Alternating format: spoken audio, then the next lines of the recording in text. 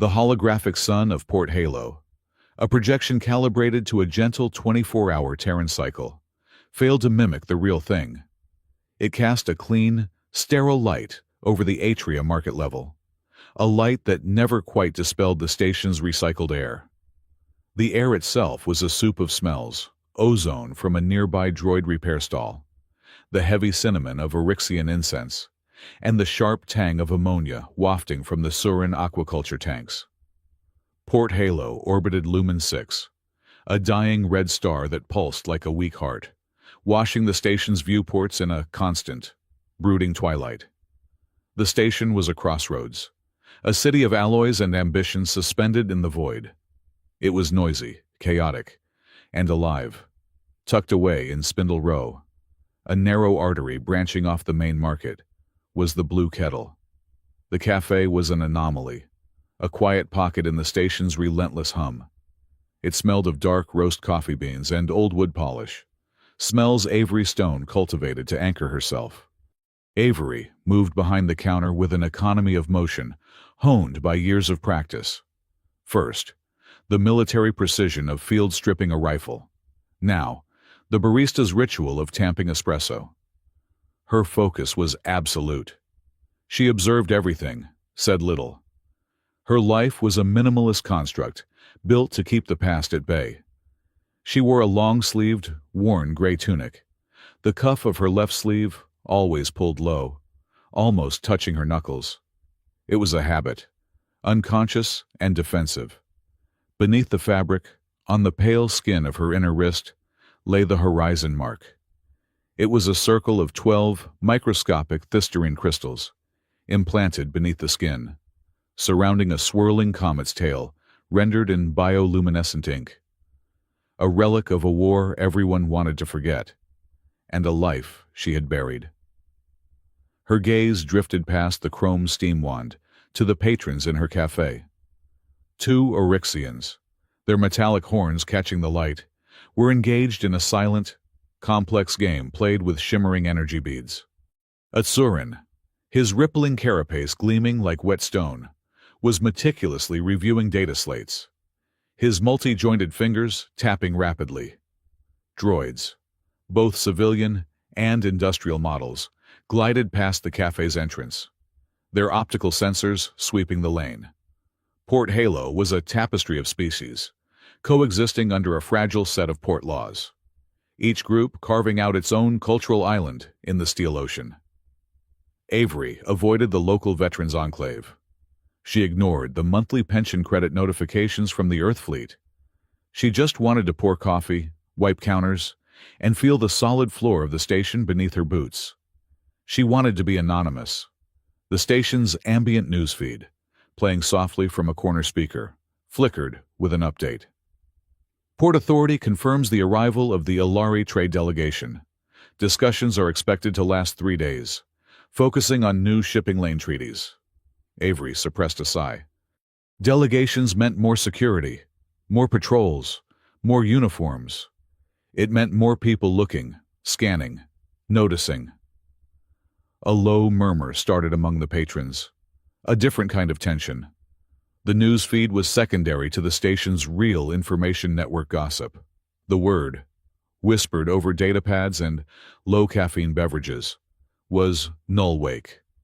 A ghost story from the war, a parasitic intelligence, a weaponized remnant of code that could burrow into a mind, or a station's core, and twist it.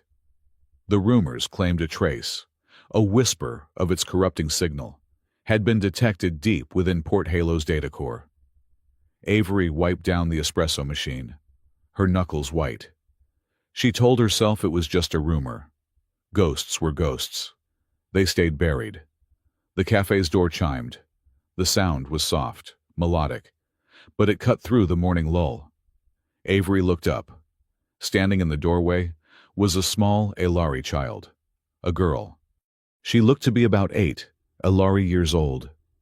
Her skin the color of twilight, shimmering with a faint, internal luminescence, like captured starlight in jelly.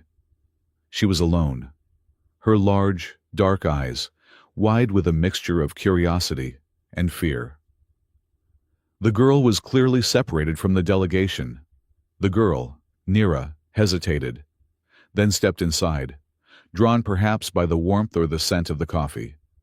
The other patrons barely glanced at her. A lost child was common in a place as labyrinthine as Port Halo. Nira walked slowly toward the counter, her gaze fixed not on Avery's face, but on her left hand as it rested on the polished countertop. Avery was adjusting a stack of ceramic mugs, her sleeve having ridden up by half an inch. It was just enough. The girl stopped directly in front of her. The cafe's low hum seemed to recede. Avery felt the familiar, cold prickle of adrenaline, the precursor to a fight or a flight she could not afford. Nira pointed a slender, glowing finger. Her voice was high and clear, cutting through the silence. "My mother has a tattoo just like yours." The world snapped into a frozen tableau. The air in the blue kettle solidified. The Surin at the corner table stopped tapping. His head, armored and reptilian, swiveled slowly. The two Eryxians froze, their game dissolving as the energy beads winked out. Even the Elari, a species known for their profound composure, reacted. Two Elari diplomats, who had been sipping tea near the window, rose fluidly from their chairs. Their faces were masks of disbelief and something else, fear. They took an unconscious, synchronized step backward, away from the counter, away from Avery. Avery's reaction was pure reflex, a ghost muscle twitching. She yanked her sleeve down, covering her wrist, her heart hammering a sudden, painful rhythm against her ribs.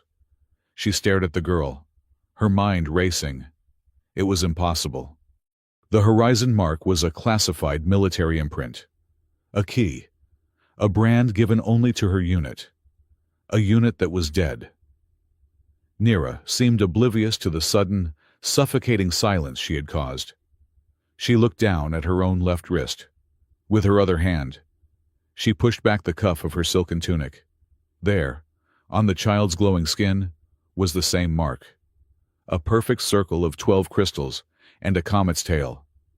But as Avery stared, her blood turning to ice, Nira's mark did something hers had not done in a decade. It responded. A faint, empathetic pulse of light throbbed from the comet's tail on the child's arm. In response, beneath Avery's own sleeve, a phantom heat radiated from her wrist, a familiar resonance she thought had been burned out of her. Avery's eyes narrowed, her focus tightening to a single point. Nira's mark was not an exact copy. On the 12th crystal, the one indicating the outer reach, there was a tiny, precise notch.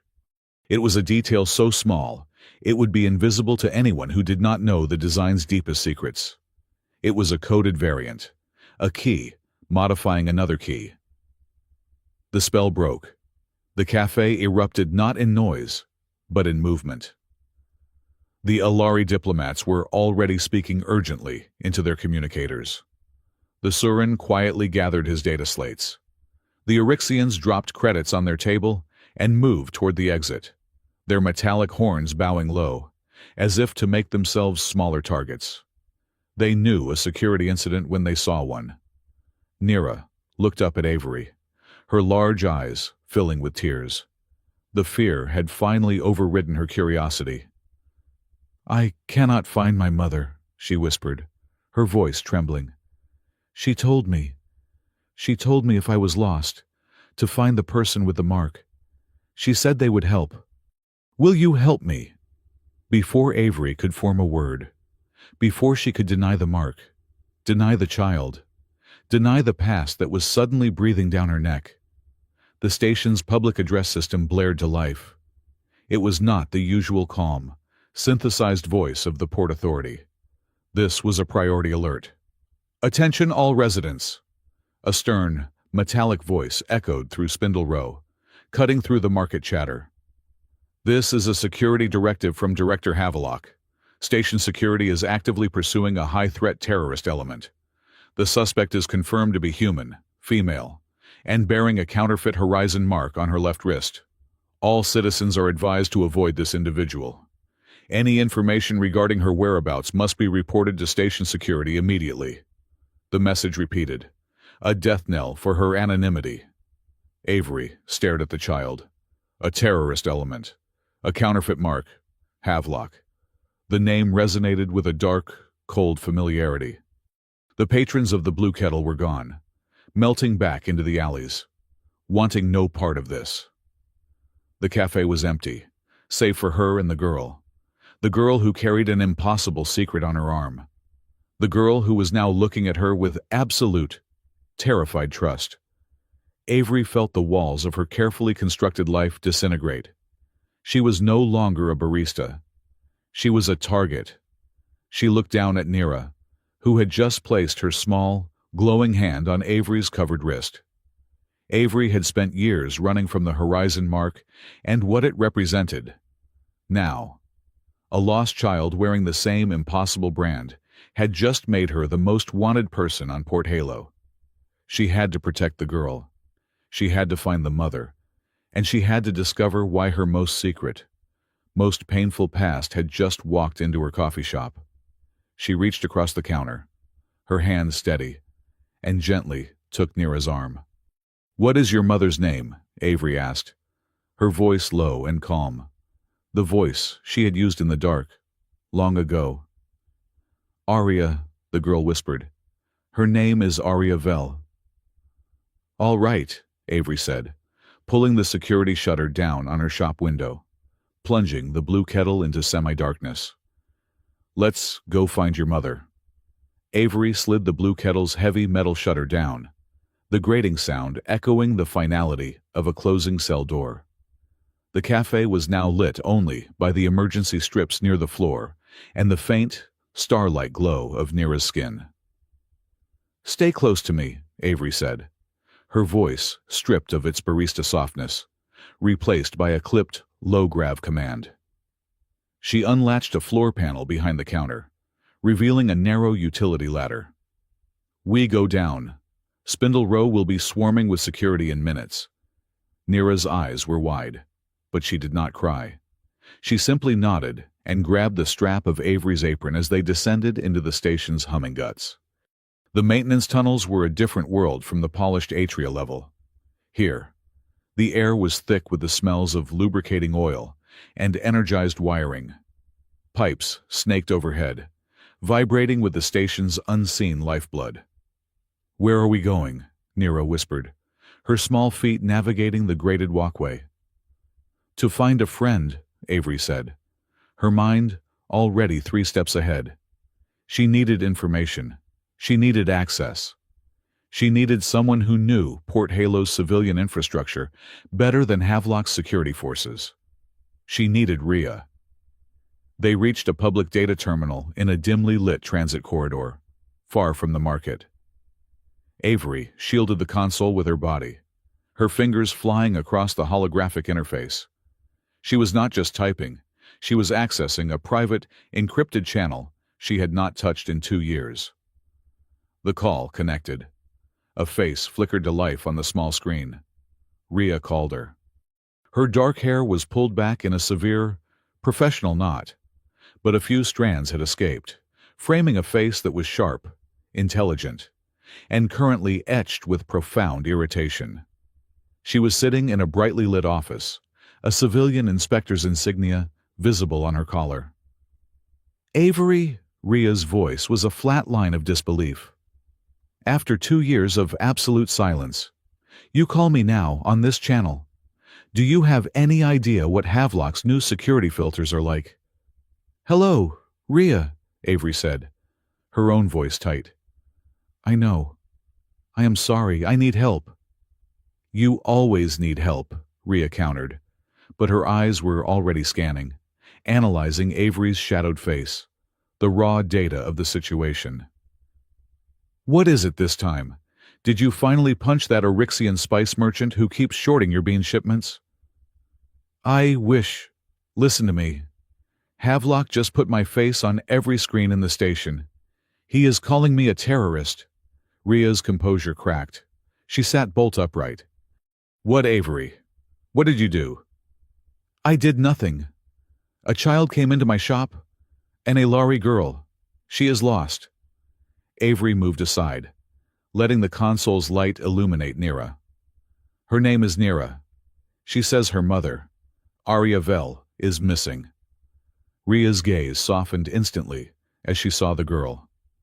Arya Vel, the Alari engineer. She is part of the delegation.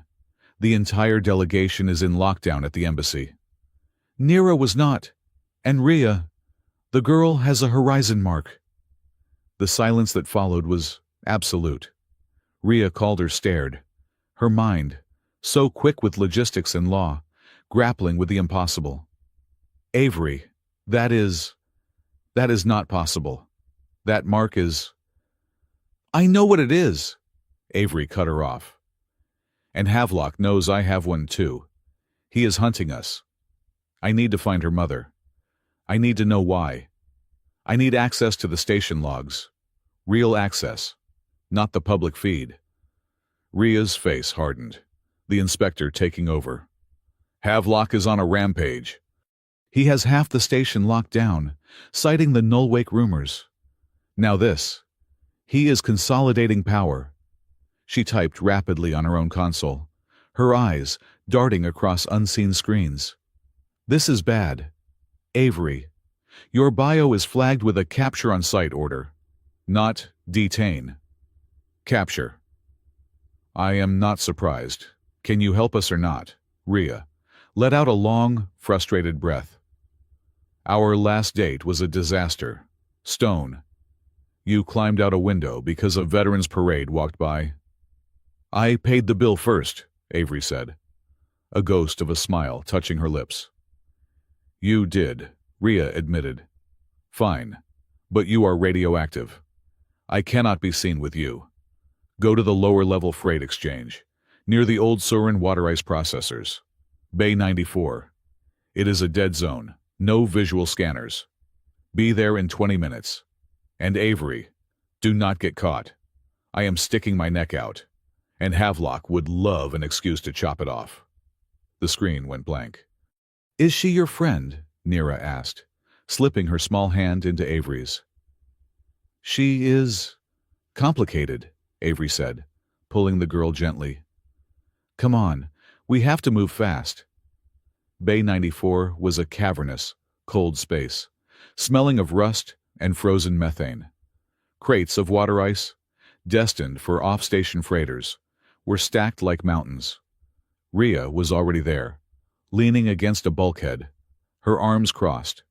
She wore a heavy civilian-grade utility coat, her inspector's badge hidden. She looked tense, angry, and exactly as Avery remembered her. She is just a child, Ria said, her voice echoing slightly in the vast bay as she looked at Nira. She is the key to something Havelock wants, Avery said. Before Ria could reply, a third voice, precise and accented, cut through the cold air. She is Alari, and she is my responsibility. A tall figure emerged from behind a stack of ice crates. He was Alari, his luminescent skin a calm, pearlescent white. He wore the severe, high-collared uniform of a diplomatic attaché, and his composure was absolute. His dark eyes, however, were fixed on Avery with open suspicion. Soren Vel, he introduced himself, bowing slightly to Ria, but never taking his eyes off Avery. I am the delegation's attaché. This child, Nira, is she is related to me. I have been searching for her since the alert was raised. He knelt, his demeanor softening as he spoke to Nira in the flowing Alari tongue. The girl, however, did not run to him. She stayed firmly behind Avery's leg, clutching her coat. Soren rose, his brow furrowing. You are the human from the security broadcast, the one with the counterfeit mark. You will release the child to me. I am not releasing her to anyone, Avery said, moving Nira completely behind her. Especially not when her mother is missing, and the man running station security is the one who wants her. Director Havelock has assured the Alari delegation that this is an internal human terrorist matter, Soren said stiffly. He claims you abducted the child. And you believe him, Rhea snapped, stepping forward. Inspector Rhea Calder, Port Authority. Director Havelock is currently operating outside of established legal procedures. This child's mother, Aria Vel, is a person of interest in a security matter I am personally investigating. It was a magnificent, instantaneous lie, delivered with the full force of her office. Soren paused, processing this. You are vouching for this, veteran. I am not vouching for anyone, Rhea said, shooting Avery a dark look. I am investigating the disappearance of an Alari national, Aria Vel. I pulled the station logs. Her personal tracker and comms went dark exactly 1 hour before your delegation officially docked. The last signal ping was from Maintenance Junction 4 Alpha, right outside the Transcore Bay. Soren's composure finally fractured. The Transcore. That is a deep-level engineering sector. Why would she be there? She is a data weave engineer, not a plasma conduit technician. That is what we need to find out, Avery said.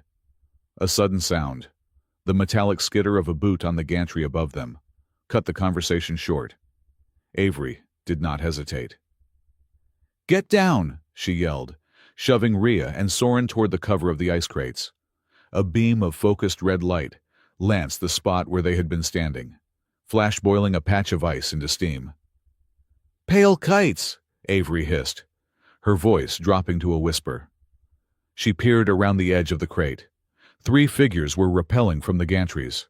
They were not station security.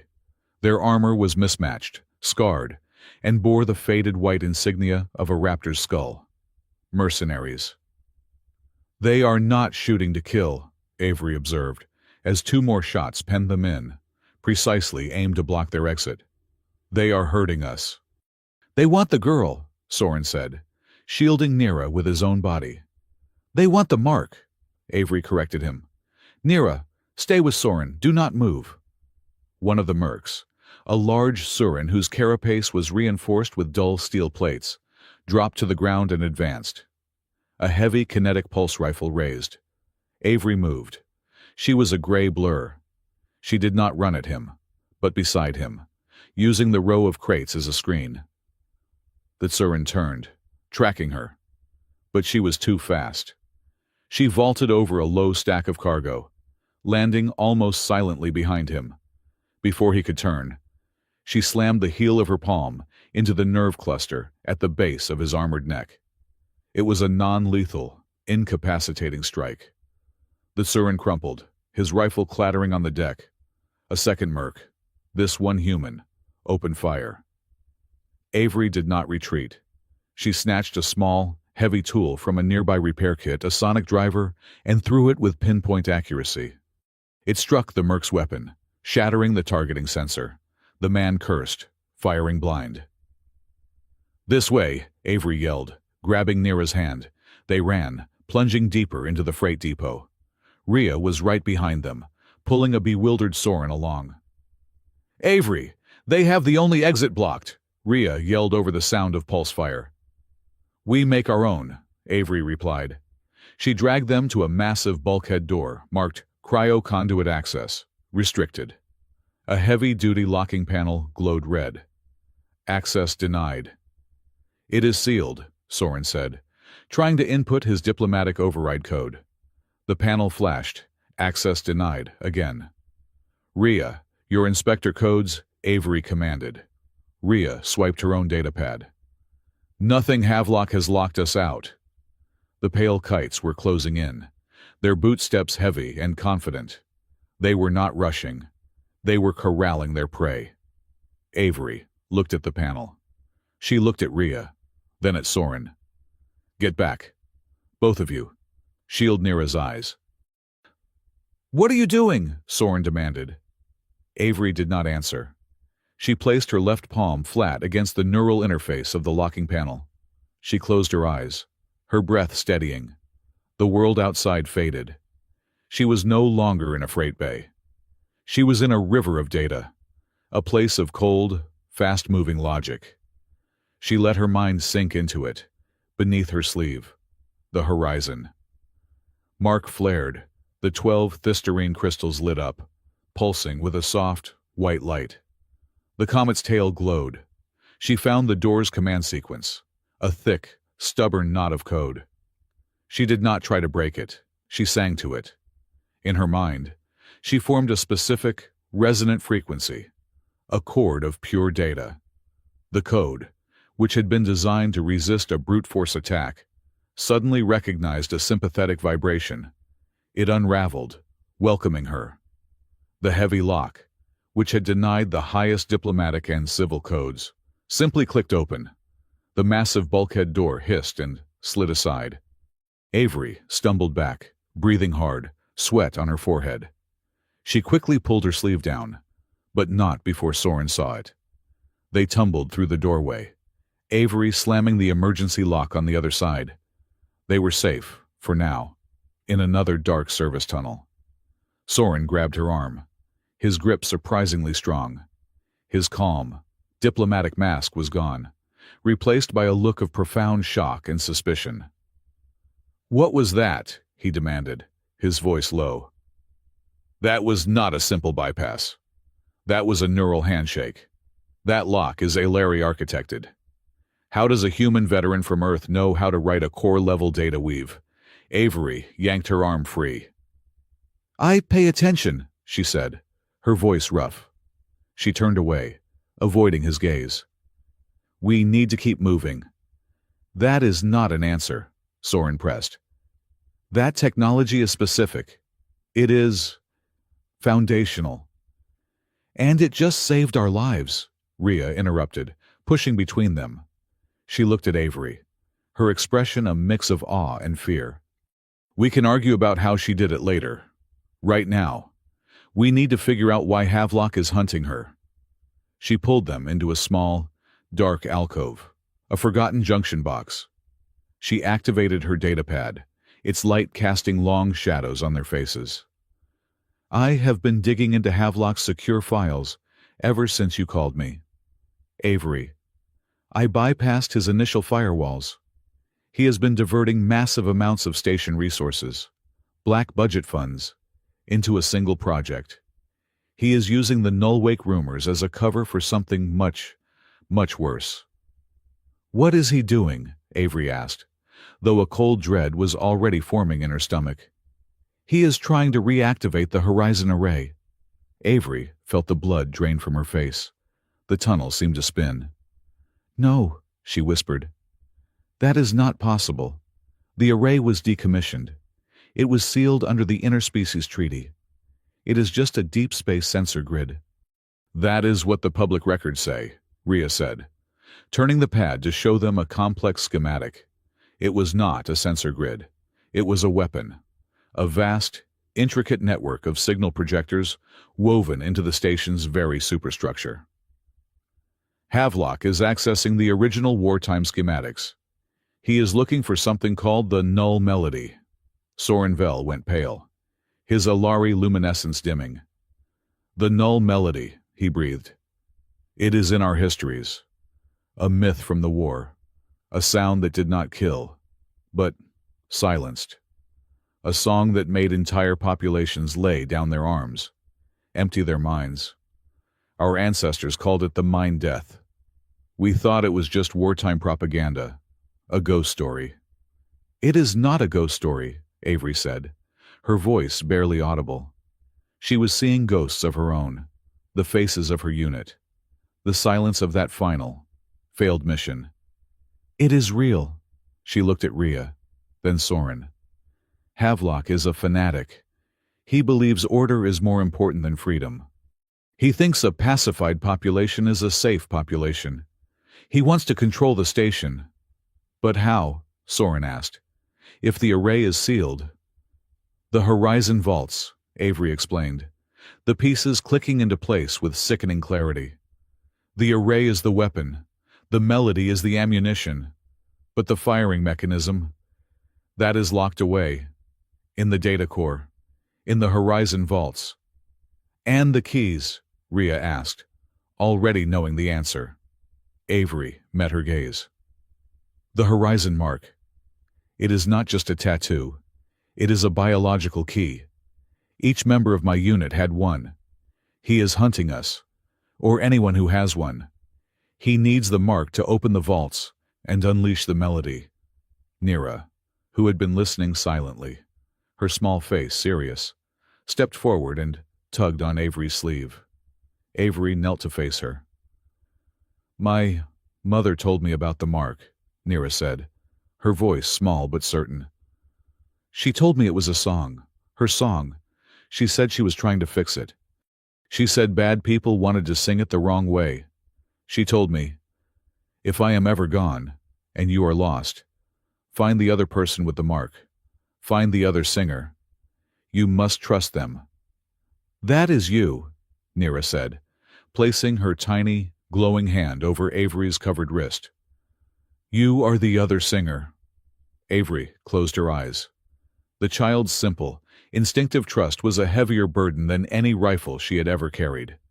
This was not just about survival anymore. Arya Vel was not just a victim. She was an engineer trying to fix the array, and Havelock had caught her. We cannot fight Havelock and his mercenaries, Soren said, his voice grim. We must get the child to the Alari embassy. We can claim diplomatic immunity. It will not work, Avery said, standing up. Havelock already controls the narrative. He has branded me a terrorist and an abductor. He will surround the embassy, cut it off, and claim you are harboring a fugitive. He will win. We cannot go through his security. We have to go under it. Where? Rhea asked. H level, Avery said. The old ventilation conduit settlements. The hollows. Security patrols never go down there. The air filtration is patchy. The gravity plating is inconsistent. It is perfect.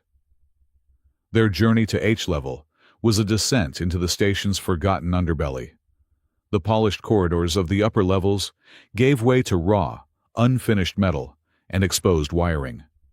The air grew warmer, thick with the smell of unrecycled human and alien life. The hollows were a maze of makeshift homes built into the massive, echoing ventilation shafts, illuminated by strings of stolen lights and the glow of fungi farms. Avery led them with a confidence that again bothered Soren. She knew the shortcuts, the weak junctions, the pathways. She led them to a large, open cavern, a central meeting point for the hollow dwellers, where a makeshift kitchen and bar had been assembled from scrap metal. Presiding over it was Io, an Oryxian matriarch whose metallic horns were scarred and decorated with wires and spent power cells. Her 3 eyes, one blue, one green, one milky white and blind, scanned them as they approached. Stone. Io's voice rumbled, like rocks grinding together. You finally decided to visit your poor old landlady. You are 2 months behind on your protection fees for the Blue Kettle. Hello, Io, Avery said, placing a few high-value credit chits on the bar. I need information, not a shakedown. Io casually swept the chits into a drawer, her 3 eyes focused on Nira, then on Soren. Alari, you are a long way from the high-rent district, diplomat. And you, she said to Avery, are on the news. Havelock seems very upset with you. We are looking for this child's mother, Avery said, ignoring the jibe. Alari, an engineer. She might have been brought through here by force. Io took a long, slow drag from a bubbling water pipe, the filtration hookah making a popping sound. She exhaled a cloud of sweet-smelling vapor. Havelock, she grumbled. That man is rust on good metal. Always poking. Always scanning. No respect for boundaries. She tapped a long, clawed finger on the bar. Yes, I saw her. 2 days ago, before the delegation arrived. She was not fighting, but she was not willing either. 2 men. not station security. Their armor was pale, like bone, pale kites. Avery's blood ran cold. Where did they take her? Io pointed with her chin down a massive, dark shaft that plunged into the station's deepest core. They went down, took the old pressure lift, down toward the core, toward the heat and the noise. Nobody goes down there unless they have to, or unless they are being paid very, very well. It was confirmation. Arya was at the Transcore Bay, a prisoner. Havelock had her. They retreated to a quiet corner, the sounds of the hollows echoing around them. "This is a military operation," Soren said, his voice strained. "Havelock has a private army. He has the station's security grid. And he has Arya. We must alert the Alari Council. We will lodge a formal protest. We will bring the fleet." "And by the time your fleet gets here," Avery countered, her voice sharp, "Havelock will have the array online. He will meet your ships with a welcoming committee of the entire station's population, all of them smiling, pacified, and ready to obey his every command. He will say, 'I kidnapped Nira.' He will say he rescued her and Arya. He will be a hero. We cannot beat this with paperwork, Soren." Rhea, who had been staring at the schematic of the Transcore, looked up. "She is right. We cannot go through diplomatic channels. We are out of time." Soren looked beaten. "Then what do we do? We are one inspector, one diplomat, and one barista," he said, looking at Avery. Avery met his gaze, her eyes as hard as chilled steel. "Havelock has Arya. He has her at the Transcore Bay because he needs her. He needs her engineering skill, or he needs her mark, or both. He is expecting a diplomatic incident. He is expecting a fleet. He is not expecting us." She pointed to a small, overlooked conduit on Rhea's schematic. "He has the main entrances locked down, but he does not know about the old service ducts, the ones that were sealed after the war." Rhea's eyes widened. "Avery, that is a suicide run. That is Havelock's personal fortress. It is also where he is keeping Arya," Avery said. "I am going in." "You cannot be serious," Soren said. "You alone." "You two have a more important job," Avery said, turning to them. She looked at Rhea. "Havelock is a fanatic, but he is also greedy. He is not just doing this for order. He is doing this for profit. Find out who he is planning to sell the Null Melody to." Then she looked at Soren. "Your people are diplomats. Go back to your embassy. Do not file a protest. Request a meeting. An emergency negotiation about the terrorist threat. Distract him. Keep him at the negotiating table, away from the core, for as long as you can." "And you?" Rhea asked, her voice tight with a fear she tried to hide. "I am going to get Nira's mother," Avery said. She looked down at the child, who was watching her with unwavering trust. "Havelock put me on every screen. He wants the woman with the horizon mark. He is about to get her." The agreement was fragile, forged in the low-gravity dampness of the H-level hollows. Rhea and Soren looked at Avery, their skepticism warring with a desperate need to trust her. "I will go to the embassy," Soren said, his voice tight. He adjusted his pristine tunic, a futile gesture against the grime of the underlevel. "I will demand this negotiation. I will be loud, insistent. It will be a performance they will not forget." He looked at Nira, his expression softening from rigid diplomacy to something warmer, something akin to familial pain. "Keep her safe, Io," he said, turning to the Eryxian matriarch. Io blew a lazy smoke ring from her hookah. "The little one is safe with me. Havelock's brutes do not come this deep, too afraid of what they might find. Or," she added, her 3 eyes glittering, "what I might do. Go, diplomat. Play your word games. Rhea pulled Avery aside, her voice a low, urgent whisper. This is insane. Avery, you are walking into the most secure part of the station, run by the man who is actively hunting you. He is hunting a barista, Avery murmured, her gaze distant, already in the tunnels. He is not hunting me. And what happens when you find Arya? What about Nira? Where do we meet? We do not, Avery said. There is no exfiltration plan. This is a fortress break. When I have Arya, I will make a noise. You will know. Get your evidence. Rhea. Burn him to the ground. Avery. Rhea hesitated, her inspector's mask faltering. The last time they had stood this close, it was in the neon-drenched light of an Atria bar, arguing over something trivial. Now, the fate of the station rested between them. Just come back. I pour a terrible cup of coffee. Rhea, Avery said, a faint, sad smile touching her lips. I would not miss it. She turned to Nira. Io had already produced a small cup of some steaming, pungent broth for the child. Avery knelt, ignoring the stares of the hollow dwellers. All right, Nira, Avery said softly. You are staying with Io. She is loud, and she smells like fermented moss. But she is tough. You listen to her, understood? Nira nodded, her large, dark eyes fixed on Avery. And, Avery continued, this is H-level.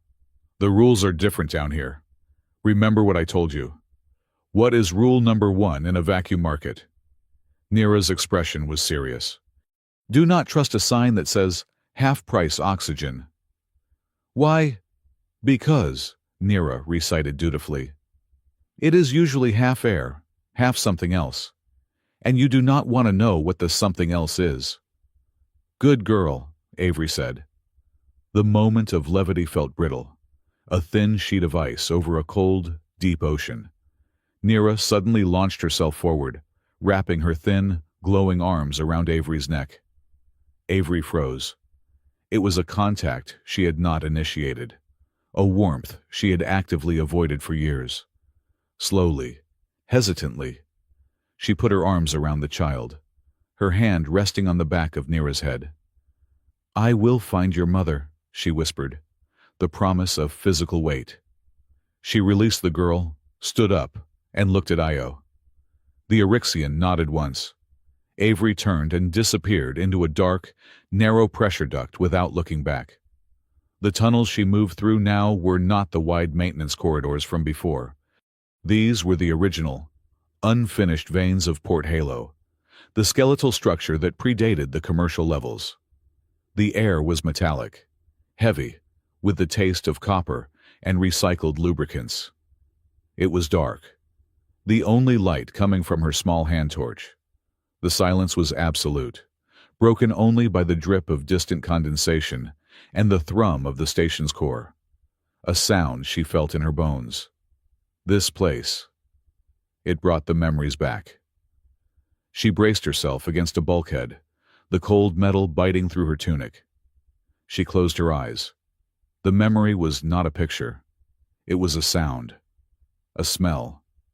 The acrid scent of overloaded neural transmitters, the low, resonant thrum of the Horizon Array powering up, and the song, the destructive song, the feedback loop they had engineered to capture the nullwake. She was back on the bridge of the Horizon, the command ship for the operation. Her unit was with her, her team, 12 of them, each bearing the mark. They were confident, arrogant. They were the best. They had designed the cage, a perfect algorithm of sound designed to trap the parasitic code, to fold it in on itself until it ceased to exist. They were going to end the war. Then the political officer, Havelock, had given the order. Activate the array, now. She had protested. Sir, the resonance calculations are not complete. The wakeform is unstable. If we activate now, we could get feedback. Your hesitation is noted, specialist. Havelock's voice, cold and dismissive. "Activate the array." The order was given. The song went out, and the null wake sang back. It was not a scream. It was a wave of absolute, terrifying silence. It hit the bridge. It rolled over her team. One by one, they stopped. Her comms officer, his fingers frozen over his console. Her tactical officer, his hand halfway to his sidearm. They did not fall. They did not die. They just stood. Their eyes were open, but they were empty, blank. The lights were on, but no one was home. The feedback loop, the trap, had rebounded. It had done exactly what it was designed to do, but to her own people. She had screamed, a raw, useless sound. Her own neural weave, the implant in her brain, was burning. But it was different. It was shielded. It was the master console. She had fought the wave, tried to reverse the polarity, to sing against the silence. She had been too late. She was the only one left standing on a bridge of living statues. 12 bodies, breathing, hearts beating, but gone, erased. She had sworn it then, her hands bloody from slamming the console. Never again. She would bury this technology. She would bury herself. No one would ever use that song on civilians. No one. Avery opened her eyes. The tunnel was dark. Her face was wet. She wiped the tears away with a savage, angry gesture. This was not just about saving Arya. This was about stopping Havelock from doing it again. This was a reckoning. She pushed onward, her pace doubling, her grief solidifying into a cold, hard rage. Miles away, in her brightly lit civilian inspector's office, Rhea Calder was waging a different kind of war. She was deep in Port Halo's financial servers. Havelock was good at hiding his tracks, but Rhea was better at finding them. "Come on, Havelock," she muttered, her fingers dancing across a holographic interface. "You are arrogant. You got sloppy. Where is the money?" She bypassed another firewall, her inspector's credentials giving her access to shipping manifests and cargo logs. He was moving high-density power cells, unmarked, off the station. But the payments were not coming in. They were going out, to shell corporations. Void Star Logistics, Red Lumen Holdings, dead ends. "No," Rhea said. "You are not paying for hardware. You are paying for silence, for mercenaries, the pale kites. But who is paying you?" She changed tactics. She stopped tracking Havelock's spending and started tracking his communications. He was using a high encryption channel, military grade. But Rhea had a back door, a little gift from an old contact in station engineering. She slipped into the metadata stream. He was not talking to a person. He was talking to a corporate entity, a single data burst, sent every 12 hours, to a recipient far outside Port Halo's jurisdiction. Helix Dawn. Rhea's blood chilled. She knew that name. Everyone did. Helix Dawn was the galaxy's premier supplier of population management solutions. Riot foam, sonic crowd breakers, pacification gas. They were rumored to be working on something new, a large-scale, non-lethal suppression field. "Non-lethal," Rhea whispered, her mind flashing to Avery's warning. "The null melody." She pulled the corporate portfolio. Their stock had risen 20% in the last week, based on a promising new acquisition in crowd control technology. "He is not just a fanatic," Rhea said to the empty room. "He is an arms dealer. He is using Port Halo as a test bed, and he is planning to sell the melody to the highest bidder." She opened a secure channel. "Soren, I have him." In the Alari embassy, Soren Vel was failing. His request for an emergency negotiation had been met with polite, infuriating delays. His own people were counseling patience. "Attaché Vel," the ambassador said, his glowing skin a placid blue. "We must not escalate. Director Havelock is dealing with a terrorist. We will allow him to resolve this. Then we will lodge our complaint about the disruption." "He is lying," Soren argued, his voice rising, a breach of Alari decorum. "He is the one who took Arya." "You have no proof," the ambassador said. "Only the word of the terrorist herself. You are compromised, Soren. Your connection to your cousin is clouding your judgment." Soren's private comm chimed. He stepped away, his heart hammering. It was Rhea. "Inspector." "I have it." Her voice was crisp. "Havelock is funded by Helix Dawn. He is planning to sell the Null Melody." As she spoke, the public address screens in the embassy lit up. It was not the automated station voice. It was Director Havelock himself. His face projected a dozen feet high. He looked calm, paternal, and deeply concerned. "Citizens of Port Halo," he began, "I speak to you with a heavy heart. The terrorist, Avery Stone, has refused our generous offer. She continues to hold the Elari child, Niravel, hostage." A faked, grainy image appeared next to him, showing a dark, hooded figure pulling Nira into an alley. It was a complete fabrication. "This is an act of pure, senseless desperation. My office has sent one final, private message to the fugitive. The offer is simple: return the child unharmed, and you will be guaranteed safe passage to a holding cell. No harm will come to you. But for every hour you endanger the Alari delegate, the security perimeter will tighten. We will find you. We will bring you to justice." Soren stared at the broadcast, his hands clenched. "He is painting her as a kidnapper," he whispered to Rhea. "He is turning the entire station against her." "He is controlling the narrative," Rhea agreed. "But he just made a mistake. He mentioned a private message. He opened a channel. If he can message her, maybe I can." Soren's composure snapped. The polite diplomat vanished, replaced by a man cold with fury. "This is finished. He used my request for a consultation to lure my cousin into a trap. He used my honor against my family. He slanders a woman who is trying to save her." He looked at the ambassador. "You are right, Ambassador. My judgment is compromised. I can no longer serve as attaché." He unpinned his diplomatic insignia and laid it on the table. "I am now acting as a private citizen, representing the honor of House Vel. And I am going to find my cousin."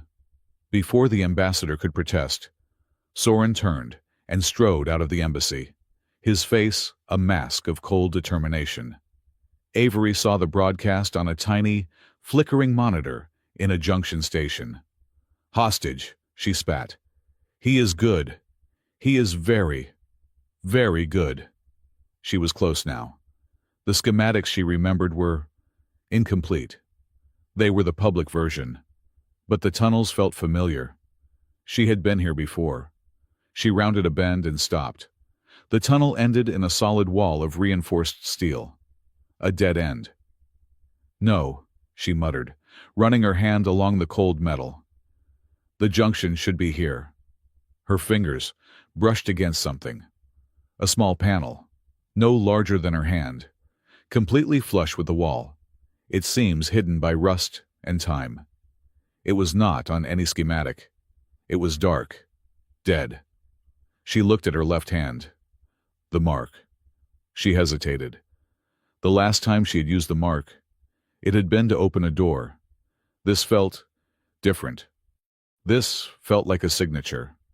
She placed her palm flat against the panel. For a second, nothing. Then, a low chime, a sound she had not heard in a decade, a sound she had programmed. The panel lit up, a circle of 12 lights. A synthesized voice, calm, clear, and feminine, echoed in the small tunnel. "Identity confirmed. Welcome back, Architect." The steel wall in front of her hissed and separated, a hidden door sliding open. Avery stared, her mind reeling. Architect, that was not a rank. It was a title. No, that is not possible. I was a specialist. A data weave specialist. She stepped through the doorway into a small, dark room. A console. Dormant for years. Hummed to life. This was not a maintenance junction. It was a private workshop. Her workshop. Her personal data pad, which she had slaved to the station's network, suddenly lit up, flooded with new authorizations. She did not just have access. She had root control. Power grids, life support, communications, security protocols. She was not just in the system. She was the system. Schematics bloomed on the main screen. Schematics she had never seen before. The real ones. The ones she had designed. A comlink beeped. It was Rhea. Avery, are you in? I found the money. It is Helix Dawn. He is selling the melody. Avery stared at the screen, at the title, Architect, flashing beneath her bio sign. I am more than in Rhea. I just found something. A horizon beacon. It calls me Architect. Silence on the line. Then Rhea's voice. Very quiet. Very careful. Avery, what was the Horizon campaign? What did you really do in that war? Who were you? Avery looked at her own reflection in the dark screen. The face of a tired barista stared back. But behind it, on the screen, was the truth. The intricate, deadly design of the Horizon Array. I was the one who built it, Avery whispered, the confession tasting like ash. I designed the array. I designed the song. I am the architect. And Havelock. Havelock was the political officer who stole my work, who overruled my safety protocols, who got my entire team killed. The cold, controlled anger she had felt before was nothing compared to this. This was a supernova of rage, a white-hot fire of vengeance she had kept banked for 10 years. He is not just using my weapon, she hissed. He is living on my failure. He is profiting from the ghosts I live with every single day. Avery, Rhea said, her voice sharp, cutting through the rage. Focus. I am sending you Havelock's private comm channel. Can you use it? I can do more than that, Avery said. She interfaced her pad with the beacon's console. I am in his head. She found him. Director Havelock. He was in his command center, high above the station, watching his own broadcast with a satisfied smile. Avery opened a channel. Not a voice channel. A text-only link, directly to his private terminal. You always were a good liar, Director. Havelock's smile vanished. He spun around in his chair. He barked at his subordinates, who shook their heads. The message was only on his screen. Who is this? He typed back, his fingers tense. You know who, Avery sent. The architect. The ghost from the horizon. Havelock went pale. Stone. It is you. You are alive. Impossible. You should have checked your casualty reports more carefully, Avery typed, her fingers flying. You are using my work. You are trying to sell my mistake. It was not a mistake, Havelock sent, his composure returning, replaced by fanatic zeal. It was a triumph order, Stone. We brought order, and now I will perfect it. Helix Dawn will pay a fortune. This station will be the model for a new era of galactic peace. You call it peace. I call it silence. You are not an idealist. You are just a merchant. Give me the child, Havelock typed. I know you do not have the mother. I have her. Secure in the transcore. She was difficult, stubborn. Tried to build a new lock on my property. A lock, Avery typed, playing dumb, her heart racing. A symbiotic key, she called it, pathetic. She thought she could lock the array to a specific biosignature. A child. As if that would stop me. I just need the child to complete the circuit. Give her to me, Stone, and I will let you live. I will even give you a share." Avery's blood ran cold. He had just confirmed it. He did not just need Nira to open the vault. He needed her to hijack Arya's new, humane lock. "Rhea," Avery said, her voice strained, opening the comm link. "Soren, are you there?" "We are here." Rhea's voice came back, tight with tension. "Soren is with me. He made a career change." "What is it?" "Havelock confirmed it. He has Arya. He is trying to force her to break her own lock. He needs Nira to complete it. He needs her biosignature." A sudden, unexpected voice rumbled onto the channel. "Stone, this is Io." "Io, what is it? Is Nira safe?" "She is safe," the Eryxian grumbled. "But she is not normal. The child is sleeping, and she is humming. It is a strange, low sound. And her arm, the tattoo, it is glowing, pulsing, a steady rhythm, like a heartbeat." Avery looked at the beacon. The console in front of her was pulsing with a soft, white light. The exact same rhythm. "Oh, gods," Avery breathed. "Rhea, Soren. It is not just a biosignature. It is a resonance. Nira. Nira is the key. Arya must have patterned the lock to her. She is a living, symbiotic key." "Which means," Soren said, his voice grim, "as long as Nira is free, he cannot get full control. He can open the old vaults, but he cannot access Arya's new system." "It means we have a chance," Avery said. "A new, desperate plan forming." She looked at the schematics. The real ones. The ones only the architect would have. "Avery," Rhea asked, "what are you thinking?" "He wants the array," Avery said, her voice hardening. "He is going to get it, but he is going to get my version." "What are you talking about?" "The array was designed to sing 2 songs, Avery explained, her fingers already flying across the console, accessing deep core commands. "Havelock only knows about the first one, the null melody, the Song of Silence. But I built a failsafe. A second song, a shield cord." "A shield cord?" Soren asked. "It does not control minds," Avery said. The thrill of her old genius. Her old, terrible power, surging through her. "It controls technology. It sends out a high-frequency resonance that disrupts energy weapons. It jams comms. It turns advanced armor into 200 pounds of dead weight. It is the humane mode. The mode Havelock never knew existed." "You can activate it," Rhea breathed. "With this beacon, I have the access. He is expecting me to come for Arya in the transcore. He is waiting for me. And Soren, he is waiting for your negotiation at the embassy." "He just agreed to meet me," Soren said, his voice filled with surprise. "In 1 hour. In the main concourse?" "It is a trap," Avery said. "He will have the pale kites everywhere. He will arrest you, but he will not get the chance." She finalized the command sequence. "Soren, go to the meeting. Rhea, go with him. Be his legal counsel. Get to the concourse. Be visible. Nira is the key. Havelock needs her. But I am the architect. I am going to the transcore. I am going to rescue Arya.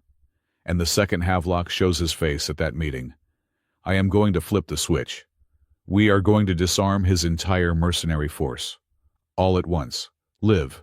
In front of the entire station." "Avery, that is brilliant," Rhea said. "And completely insane. He will have guards at the core. He will be waiting for you there, too." "I know," Avery said, sliding her hand torch into her belt and checking the charge on her small, illegal pulse stunner. "But he is waiting for a terrorist. He is waiting for a barista." She looked at the hidden door, at the dark tunnel leading down to the station's fiery heart. "He is not waiting for the architect." Avery stood in the humming silence of the architect's workshop, the command sequence for the shield cord glowing on the console. A new, terrible, and necessary thought was forming. "Wait," she said, her voice sharp. "Rhea, Io, are you both still on the channel?" "I am here," Rhea's voice came back, tight with tension. "The child is still sleeping," Io's deep voice rumbled. "But she is not quiet. This humming, it is getting stronger." "Avery, what is it?" Rhea asked. "We are running out of time." "Nira," Avery said, her mind racing, connecting the final pieces. "She is pulsing in time with this beacon. Arya designed the lock around her. Havelock needs her to hijack Arya's work. But maybe I need her to amplify mine." She looked at the schematic, at the power ratings for the shield cord. "The humane signal. It is strong, but Havelock's system is already burrowed deep. To override him completely, to protect the whole station, I need an amplifier, an organic, resonant amplifier. That is what Arya built. She did not just build a lock. She built a broadcast antenna. Nira." A heavy silence fell on the channel. "You want to take the child into the transcore." Soren's voice was a strained whisper. He was clearly on the move, his breathing quick. "That is madness. That is Havelock's kill box." "It is," Avery agreed, her voice flat and cold. "It is also the one thing he will never expect. He is waiting for me, the terrorist, to sneak in. He is not waiting for the key to be delivered to his front door. He wants her. He will get her." "Yo, where are you, exactly?" "Junction H4. "The old cargo lift," the Eryxian grumbled. "Meet me at the zero-gravity maintenance shaft. Sector Gamma, level 12. Bring Nira. Move fast. Do not be seen." "This is a terrible plan, Stone," Io said, but there was a grudging respect in her voice. "We are on our way." "Rhea, Soren."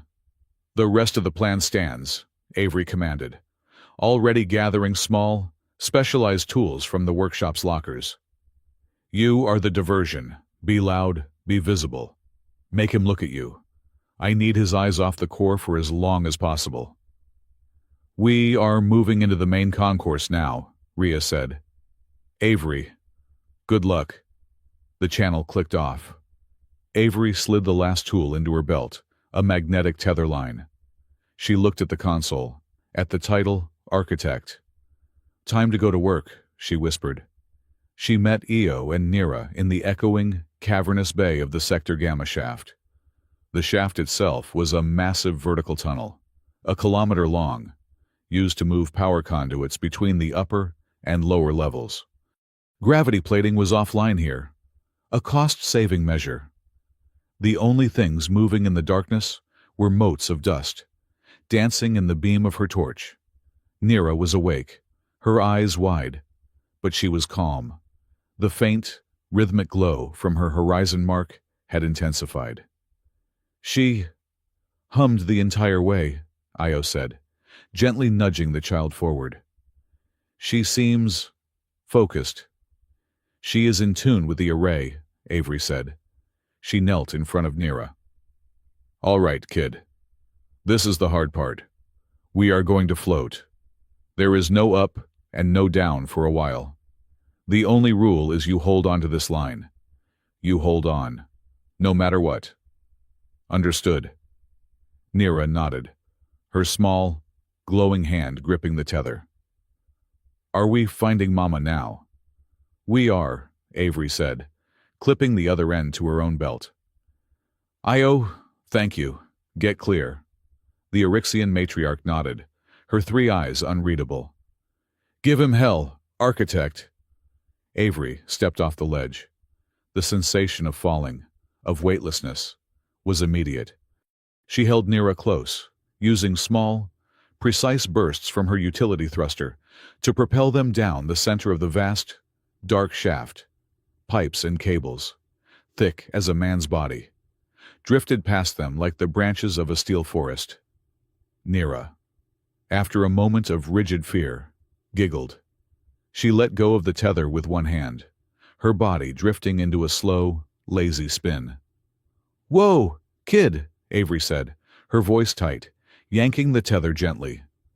"This is not a joyride. Hold the line. You float off again and I am charging you a ticket." Nira grabbed the line, her small face serious again. "Sorry." "It is okay," Avery said, her own tension easing a fraction. "Just stay close." As they descended, her console beeped, a proximity alert. "Hold on," she whispered. She stopped their descent, anchoring them to a large conduit with a magnetic clamp. Below them, bathed in the faint red light of a status beacon, were three objects: drones. Pale kite recon drones, hanging in the void, their optical sensors sweeping the shaft. Avery looked at the console in her hand, the one slave to the architect's beacon. She found the local induction field controls. It was the low-level energy field that kept the conduits from freezing. It was everywhere, a gentle hum of power. She began to sing to it, a simple, localized data weave. She did not hack the drones. She blinded them. She patched the beacon signal into the induction field, creating a bubble of distorted, silent data around their position. The drone's sensors would register the field, but they would see nothing inside it. It was like hiding in a pocket of fog. They drifted past the drones, so close Avery could have reached out and touched the white raptor skull insignia on their plating. The machines hung silent, unaware. "Clean hacking," Avery muttered to herself. They reached the bottom of the shaft, a heavy pressure door leading to the transcore's outer ring. The door was sealed, and two pale kite mercenaries stood guard. They were on high alert, their weapons raised. Avery clamped the tether, securing Nira in a small, dark alcove. "Stay here. Do not move. Do not make a sound. I will be right back." She moved out of the alcove, a shadow detaching from other shadows. The guards were professional. They were scanning, their helmeted heads sweeping the area, but they were looking for a frontal assault. Avery climbed above them, moving along the pipework on the ceiling. She dropped, landing between them, before they could even turn. She moved. She fired her pulse stunner, not at them, but at the heavy electrical junction box on the wall behind them. The box exploded in a shower of brilliant, harmless sparks, a blinding flashbang. The mercs cried out, their night vision completely whited out. In that second of blindness, Avery struck. She did not use her stunner on them. She slammed her elbow into the first guard's throat, crushing his larynx. She spun, driving a reinforced knuckle strike into the second guard's temple. Both men crumpled, dead before they hit the floor. She stood over them, her breath hissing. She had intended to use the stunner. She had planned to be non-lethal, but the memory of her team, of Havelock's betrayal, had guided her hand. The white-hot rage was burning through her control. She shook her head, forcing the feeling down. Justice, not vengeance. But her hands were trembling. She grabbed Nira. "It is clear. Let's go." Miles away, in the Atria main concourse, Soren Vel was performing. He had unfurled the formal, shimmering banners of House Vel. He was flanked by 4 other Elari diplomats he had shamed into joining him. And they were beginning the ritual of first approach, a complex, song-like diplomatic ceremony. It was loud, it was beautiful, and it was completely out of place. "We come!" Soren's voice boomed, amplified by his formal speaker's mask. "To greet the Honorable Director Havelock. We come to discuss the bonds of peace. We come to sing the song of mutual understanding, station security." And a dozen pale kites in plain clothes were completely baffled. They had formed a hard perimeter, expecting a firefight. They had no idea how to handle a pop-up diplomatic opera. Civilians were stopping to watch, their data pads recording the spectacle. Havelock, watching from his command center, was furious. He was forced to split his security detail, sending one team to manage the crowd, and another to contain the diplomats, all while trying to maintain his public image. The diversion was working. At the same, Rhea Calder was walking calmly into the primary station surveillance hub. 2 station security guards moved to block her. "Ma'am, this is a restricted area." Rhea flashed her inspector's credentials. "Inspector Calder, Port Authority. I am here to review the chain of evidence logs regarding the terrorist suspect, Avery Stone. Under Article 451 of the Port Halo Charter, civilian oversight is mandatory during a Level 1 security event." The guards looked at each other. They were station cops, not mercenaries. They were not paid to argue with a high-level inspector, quoting regulations. "But, ma'am, the director's orders." "The director works for the Port Authority, same as me," Rhea snapped, her voice carrying the full weight of 1,000 bureaucratic battles.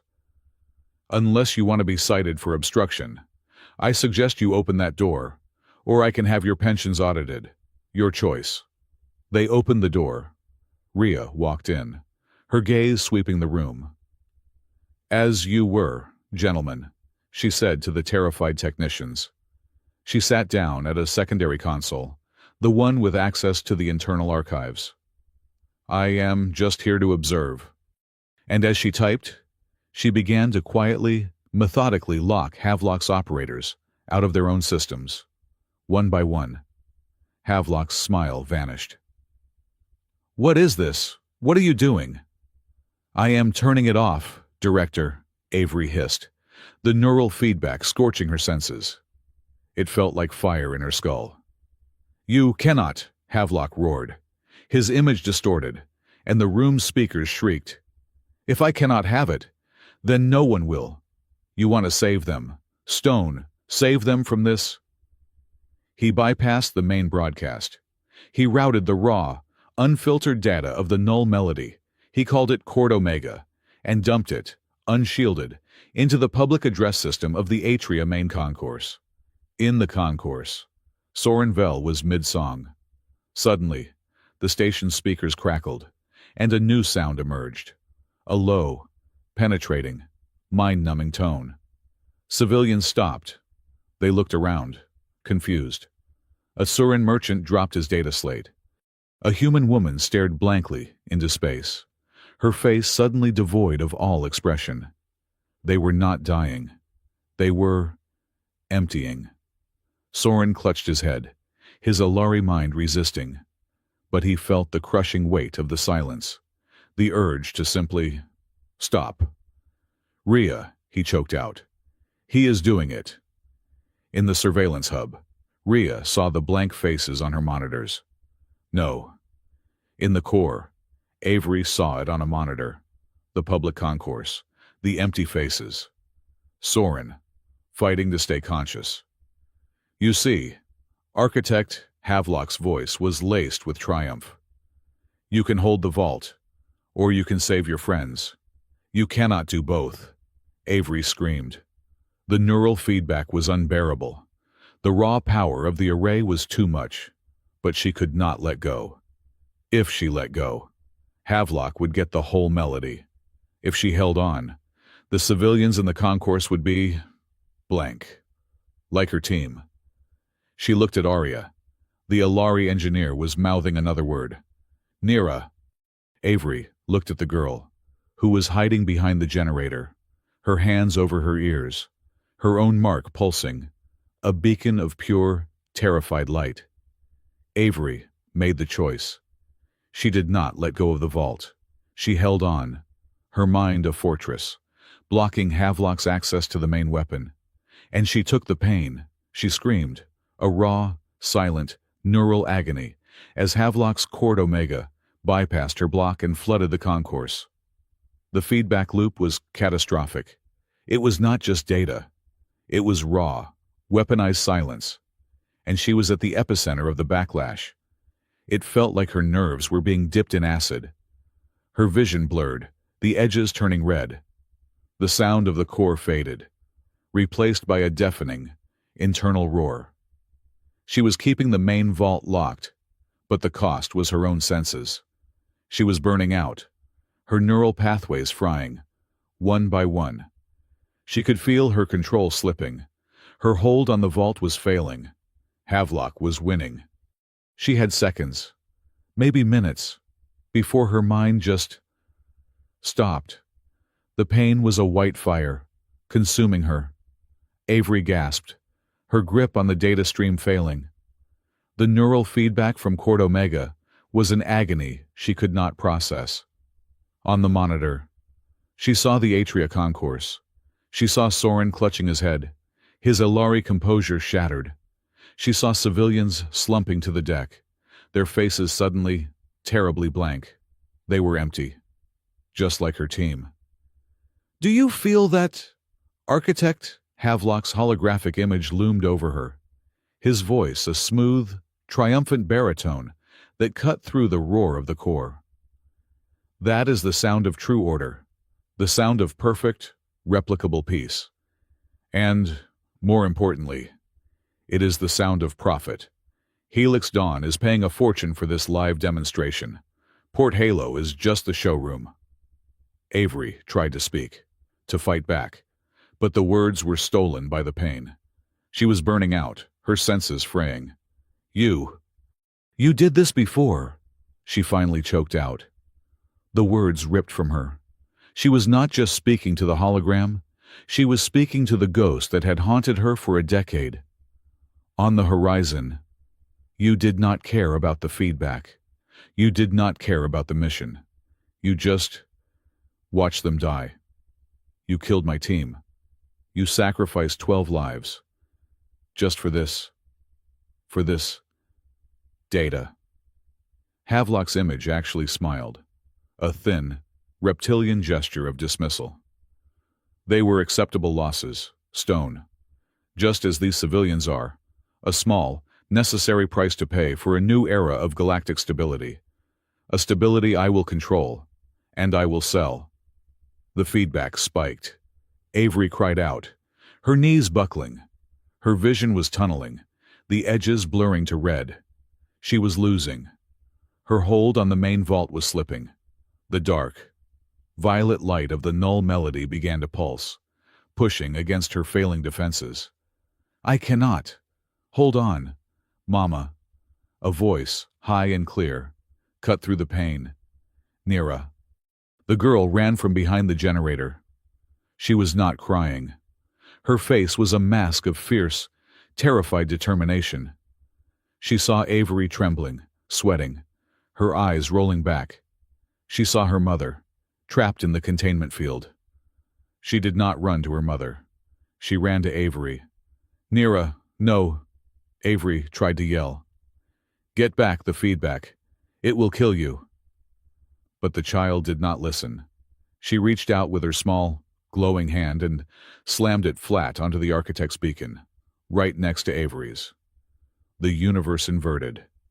The searing, acidic pain of Cord Omega did not vanish, but it changed. It was no longer a destructive wave. It was filtered. A new, warm, resonant pulse flooded Avery's mind, originating from the child's hand. It was the hum, the steady, pure, symbiotic frequency of the lock Arya Vel had built. The two horizon marks, Avery's, the master key, and Nira's. The symbiotic lock with the notched 12th crystal flared into brilliant, white light. They were perfectly in sync. Avery's breath returned in a shuddering gasp. The pain was gone, replaced by a feeling of immense, controlled power. She was not just the architect. She was one half of a circuit. Nira was not just a key. She was the amplifier. She was the conductor. Avery looked up, her eyes clear and blazing. She met the gaze of Havelock's massive, holographic face. "You wanted the array, Havelock." Avery's voice was no longer a choke. It was a clear, cold command that echoed in the core. "You are getting it, but you are getting my version." "What?" Havelock's image faltered, his composure cracking. "What is this, my signal? What are you doing?" "This," Avery said, her mind, now amplified by Nira's pure resonance, plunging deep into the array's command structure. Is the failsafe. The one you were never cleared to know about. This is the shield cord. She, with Nira, sang. It was not a sound. It was a wave of pure, harmonic data. It pulsed outward from the core, a high-frequency, non-lethal command that flooded the station's grid. The effect was instantaneous. In the transcore, two pale kite mercenaries, who had been advancing on Avery's position, suddenly stopped. Their advanced plasma rifles went dead in their hands. Their powered armor, slave to the station's tactical network, locked at the joints. They stood frozen for a second, like confused statues, before clattering uselessly to the metal deck. In the Atria main concourse, the deafening, mind-numbing silence of Cord Omega was shattered. The new frequency, the shield cord, washed over the crowd like clean water. Civilians gasped, blinking, as if waking from a terrible dream. The Surin merchant looked down at his dropped data slate, confused. The human woman shook her head, the fog lifting. Soren Vel, who had been on his knees, felt the mental pressure vanish. He looked at his hands, then at the pale kites surrounding him. The mercenaries were staring in disbelief at their dead weapons. She did it, Soren breathed. She did it. In the station's surveillance hub, Rhea Calder saw every single tactical icon for Havelock's forces turn from red to gray. They were offline, disarmed. Havelock, Avery's voice boomed from the core. You are done. No, the hologram roared. Havelock was panicked, his face a mask of disbelief and fury. I will not be stopped by a ghost and a child. This is my station. I brought order. Rhea, Soren now. Avery commanded over the comm. Rhea did not hesitate. She took full control of the surveillance hub's comms. All channels, she ordered the stunned technicians.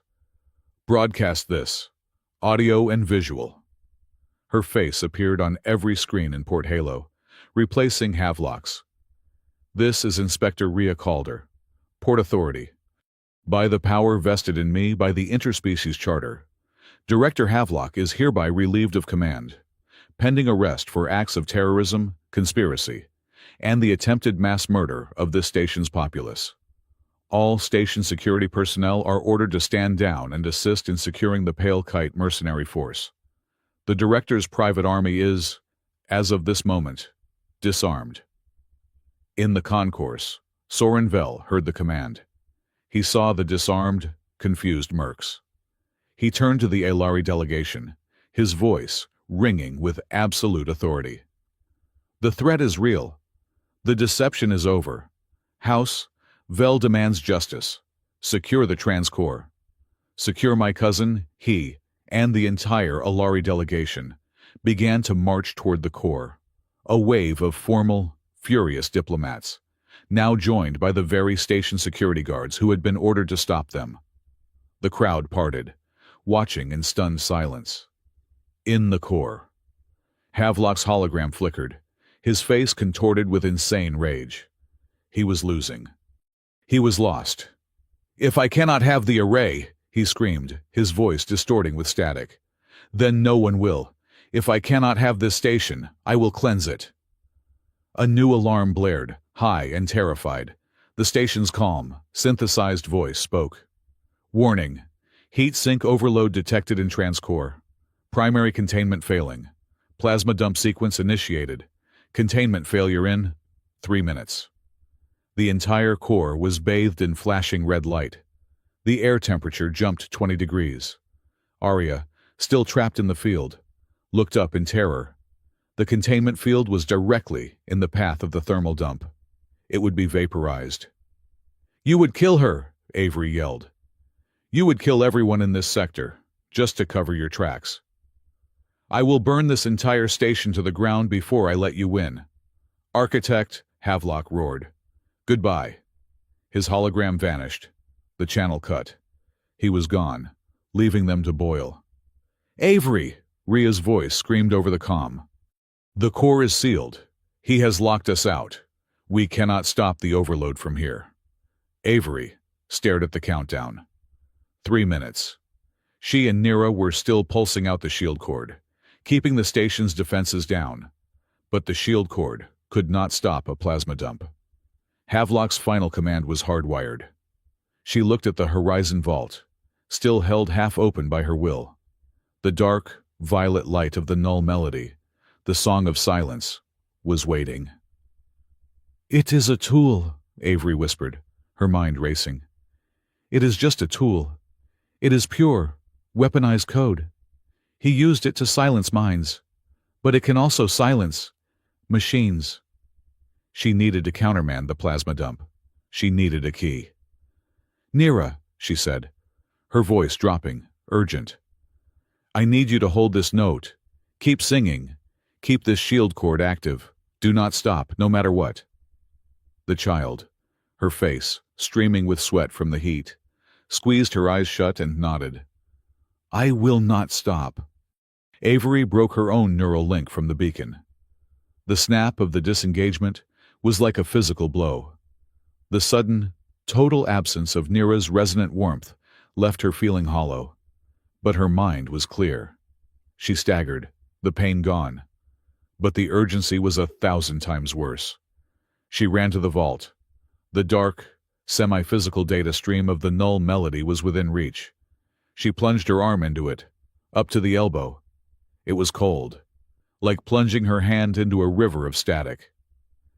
"It is in here," she muttered, her fingers searching the data stream, a virtual space she remembered building. A fail-safe, a master tool. Where did I hide it? Her virtual fingers brushed against something. It was not data. It felt solid. A string of code that had rendered itself as a physical object. A tuning fork made of pure, dark light. The resonant measure. The architect's master key. She grabbed it. "Warning!" the station AI announced. "Containment failure in 2 minutes." Avery ripped the measure from the data stream and ran back to the beacon. She slammed the tuning fork of light onto the console. It hummed, interfacing. "Rhea," she yelled into her comm. "Patch me into Havelock's command center, his personal terminal. I need a direct, raw data link. Now." "You have it!" Rhea's voice was thin with panic. "Avery, the heat. We are evacuating the levels above you." "I know."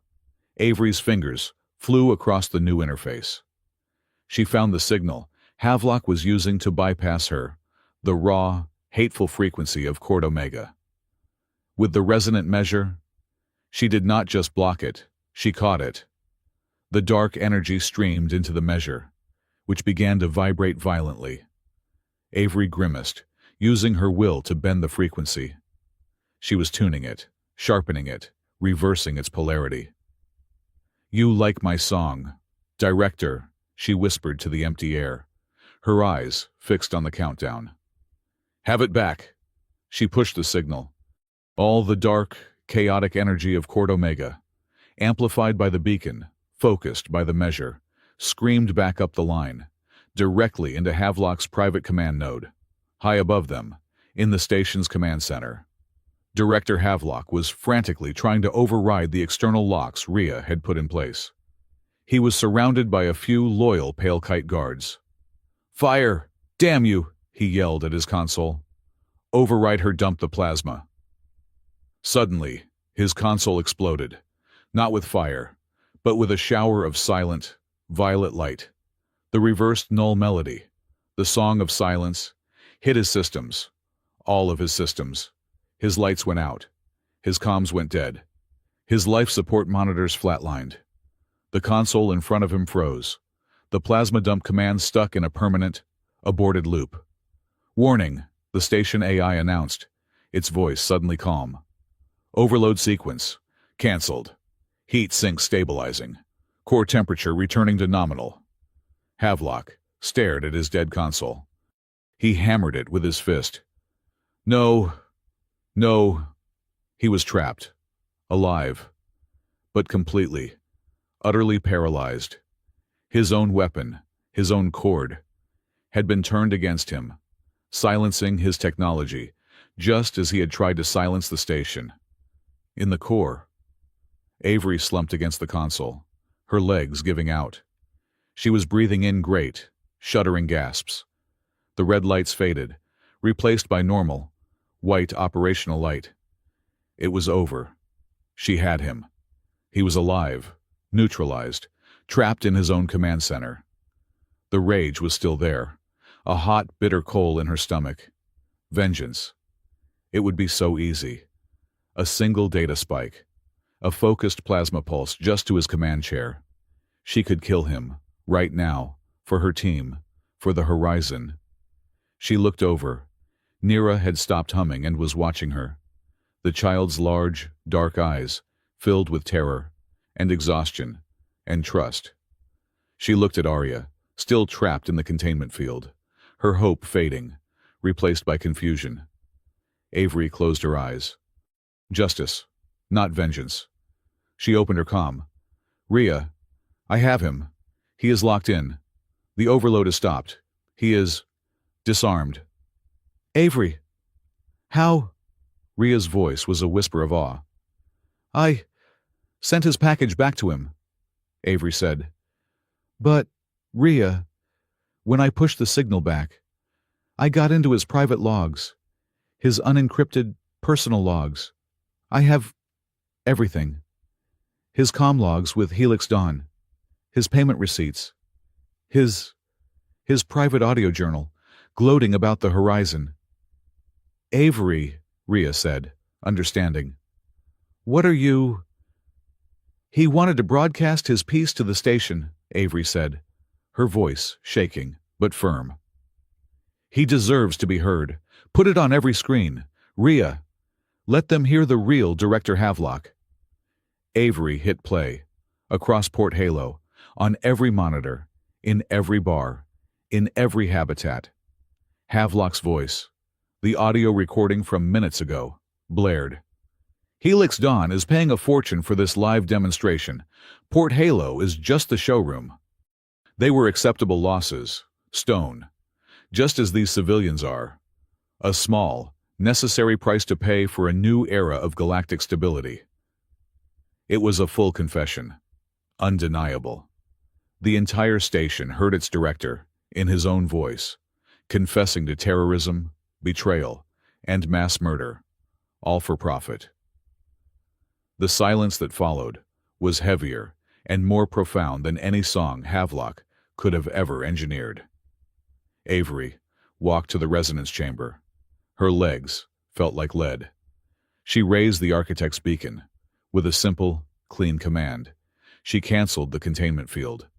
Arya Vel slumped, her body falling. Avery caught her, easing her to the floor. Mama! Nira screamed, her voice cracking. She ran, pushing past Avery, colliding with Arya, burying her face in her mother's chest. Arya's arms, thin and weak, wrapped around her daughter. Nira, my little star. You are safe, she rasped. She looked up at Avery, her eyes, the color of twilight, filled with a galaxy of gratitude. You are her, the architect. You came. Avery just nodded, her rage finally, completely gone. It was replaced by a profound, hollow exhaustion, and something else, something she had not felt in 10 years, relief. The massive blast doors to the transcore hissed and slid open. It was not mercenaries. It was Soren Vel, flanked by 4 Alari diplomats and a squad of official station security, their weapons respectfully, pointedly, lowered. Soren saw Arya on the floor, clinging to Nira. He stopped, his formal composure breaking, his face collapsing in relief. He looked at Avery, who was standing beside the humming, silent vaults, her hand still resting on the architect's beacon. She was covered in grime, sweat, and looked like a ghost. Soren slowly, formally, bowed. On behalf of House Vel, architect, he said, his voice thick with emotion. "We are in your debt." Avery just shook her head, too tired to speak. She had won. Not with a bigger gun, but with a smarter song. Not with vengeance, but with justice. And she had not done it alone. The immediate aftermath was silence. The flashing red emergency lights in the transcore died, plunging the cavernous room back into the flat, white glow of its operational floods. The shriek of the overload alarm was gone, replaced by the deep, steady, almost imperceptible hum of a healthy plasma reactor. Soren Vell stood in the open blast doorway, flanked by his Alari contingent and station security, their weapons lowered, their faces a mixture of awe and disbelief. He saw his cousin, Arya, alive, clutching her daughter, Nira. He saw the massive, dark horizon vaults, now sealed and inert. And he saw Avery Stone. She was still standing, her hand resting on the architect's beacon, as if it were the only thing holding her upright. She was covered in grime, her face pale and slick with sweat. She looked at him, her eyes clear but unfathomably tired, the eyes of someone who had just run a 1,000-mile race. She gave him a single, curt nod. And then, her duty done, her will released its hold. Her legs buckled. Avery collapsed, not in a faint, but in a boneless, marionette-like crumple, her body finally surrendering to the neural backlash she had absorbed. "Medic," Soren roared, his diplomatic poise vanishing. He rushed forward, arriving at her side just as a station doctor, who had come with the security team, slid to her knees. "She is conscious," the doctor said, her voice sharp, running a scanner over Avery's head. "Barely. Vitals are chaotic. Her neural pathways they are lit up like a overloaded power grid. She is burning from the inside out." "Get her to the medbay," Soren commanded. "No," a weak voice rasped. It was Arya Vell. She was struggling to her feet, holding onto Nira for support. "No. Station medbay. They will not understand. Take her to the embassy. Our technology. It is designed for resonance. We can help her." Avery tried to speak, to protest. But the world was a smear of sound and light. The doctor's voice was too loud, a spike of glass in her ear. The overhead lights were like suns, searing her retinas. Every nerve ending felt exposed. Raw. The last thing she saw before the darkness gratefully took her was Rhea Calder's face, pushing through the crowd, her inspector's badge gleaming, her expression all professional fury. But her eyes were locked on Avery, and they were terrified. Port Halo woke up from its nightmare, not to an alarm, but to a song. The lockdown was over. Havelock's terrified, confessing voice had been replaced. The station's public address system, now under Rhea's full control, broadcast a simple, two-word message, all clear. But in the concourses and markets, in the hollows and the high-level habitats, the silence was filled by something else. A low, melodic hum. It was the shield cord, the resonant frequency Avery had pumped through the station. But it was no longer a weapon. In the final moments, as she had stabilized the core, she had softened it, modulating it from a disruptive wave into a simple, calming, harmonic progression. It was the echo safe. People in the Atria market, blinking, shaking off the last done echoes of Chord Omega, began to hum it unconsciously. A Tsuran merchant, checking his damaged inventory, found himself tapping the rhythm on his counter. An Eryxian child in Spindle Row taught it to her droid. The song was a message. It was not a broadcast at them. It was a signal between them. It was the sound of a shared, survived trauma, and the first note of their recovery. Rhea Calder did not have time for music. She stood in the doorway of Director Havelock's command center. The room was dark. The reversed null melody had perfectly, surgically crippled every system. Havelock himself sat in his command chair, his uniform immaculate, his face pale in the emergency light. He was surrounded by his two remaining Pale Kite guards, who were frozen in their now powerless armor. "Director Havelock," Rhea said, her voice flat and cold, echoing in the dead room. She was flanked by two massive Surin peacekeepers from the Interspecies Commission, their rippling carapaces blocking the doorway. "You are under arrest." Havelock looked up, his eyes empty. You do not understand," he whispered. "I was bringing order." "You were bringing terror," Rhea countered. "And you were doing it for profit. We have the Helix Dawn comm logs. We have your personal journals. We have your confession." She nodded to the Surin. "He is the first arrest for the new Interspecies Investigation Committee. Take him." As the peacekeepers moved in, Rhea was already on her comm, speaking to her own team. "I want all assets belonging to Helix Dawn within Port Halo's jurisdiction frozen. Every credit, every cargo container, every data file. Lock it all down." "They wanted a showroom. We are closing the sale." Avery woke up slowly. The first thing she registered was the smell. It was not the recycled air of the station, nor the dark roast of the blue kettle. It was something clean, like citrus and warm stone. She opened her eyes.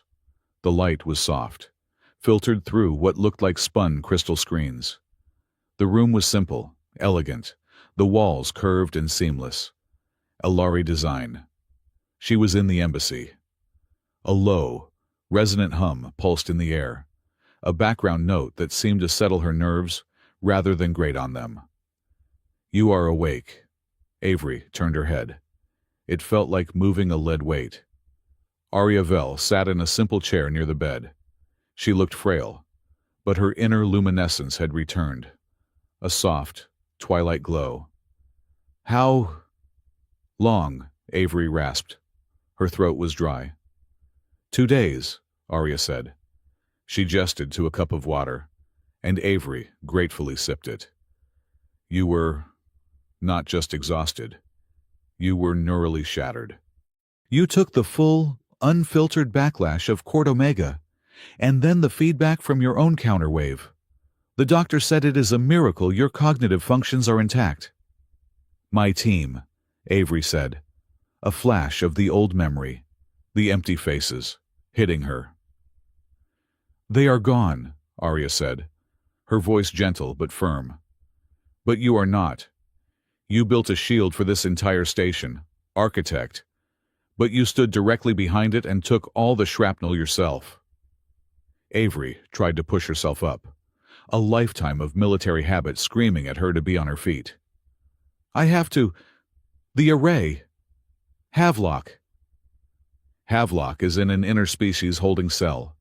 Helix Dawn is being indicted," Arya said, gently, but with surprising strength, pushing her back down onto the pillows. "And the array is silent. Your work is done. Your healing is not." Avery clenched her jaw, frustrated. She hated this. She hated being weak, being cared for. It was a vulnerability she could not afford. "I am fine. I just need—" "You need to be still," Arya insisted. "You are human. You think of energy and data in straight lines, in brute force. My people. We understand harmony. Your song is tangled. Avery, you have to breathe it straight." Asmal's head peeked out from behind Arya's chair. "Nira." She stepped forward, her initial shyness gone, replaced by a quiet confidence. "Mama taught me," Nira said, her small voice clear. She climbed onto the edge of the bed, her own horizon mark pulsing with a gentle, healthy light. "She says you have to breathe in the light and breathe out the noise." She demonstrated. It was a slow, 2-part breathing technique. She inhaled through her nose, a long, controlled breath that Avery counted to 5. Then she held it, not for a count, but for a single, silent, internal hum, a vibration Avery could almost feel. Then she exhaled, even more slowly, through her mouth, to a count of 8. You try, Nira commanded. Suddenly, a tiny drill instructor. I do not know how, Avery said, feeling absurd. You commanded an entire station's weapon system with your mind, Arya said, a small smile playing on her lips. I think you can manage a simple breathing exercise. Try. Avery. It is not a request. It is a prescription. You are used to shielding everyone else. You are not used to being open. You must be open to heal. Avery looked at Arya's knowing, gentle face. She looked at Nira's expectant one, trapped. She was utterly, completely trapped by two well-meaning aliens. She let out a long, frustrated sigh, and then, reluctantly, she closed her eyes. She inhaled. 1, 2, 3, 4, 5. She held it, trying to find that silent, internal hum. Hum. She exhaled. 1, 2, 3. It was awkward, forced. Again, Arya instructed. Avery did it again, and as she did, the screaming edges of her perception, the feeling of raw, exposed nerves, began to recede. The pounding in her head softened, syncing up with the slow, resonant pulse of the room. She was not in control. She was listening, and for the first time in 10 years, she was not fighting. She was, reluctantly, beginning to heal. 2 days later, she was sitting up, feeling almost human, when Soren Vel appeared at her door. He looked profoundly uncomfortable. He was out of his formal diplomatic tunic, dressed in a simple, practical Ilari robe. He was carrying a steaming bowl. Architect, Avery, he began, clearing his throat. He looked at the floor, then at her, then back at the floor. I have come to apologize. Avery raised an eyebrow. For what you did your part. The diversion was loud.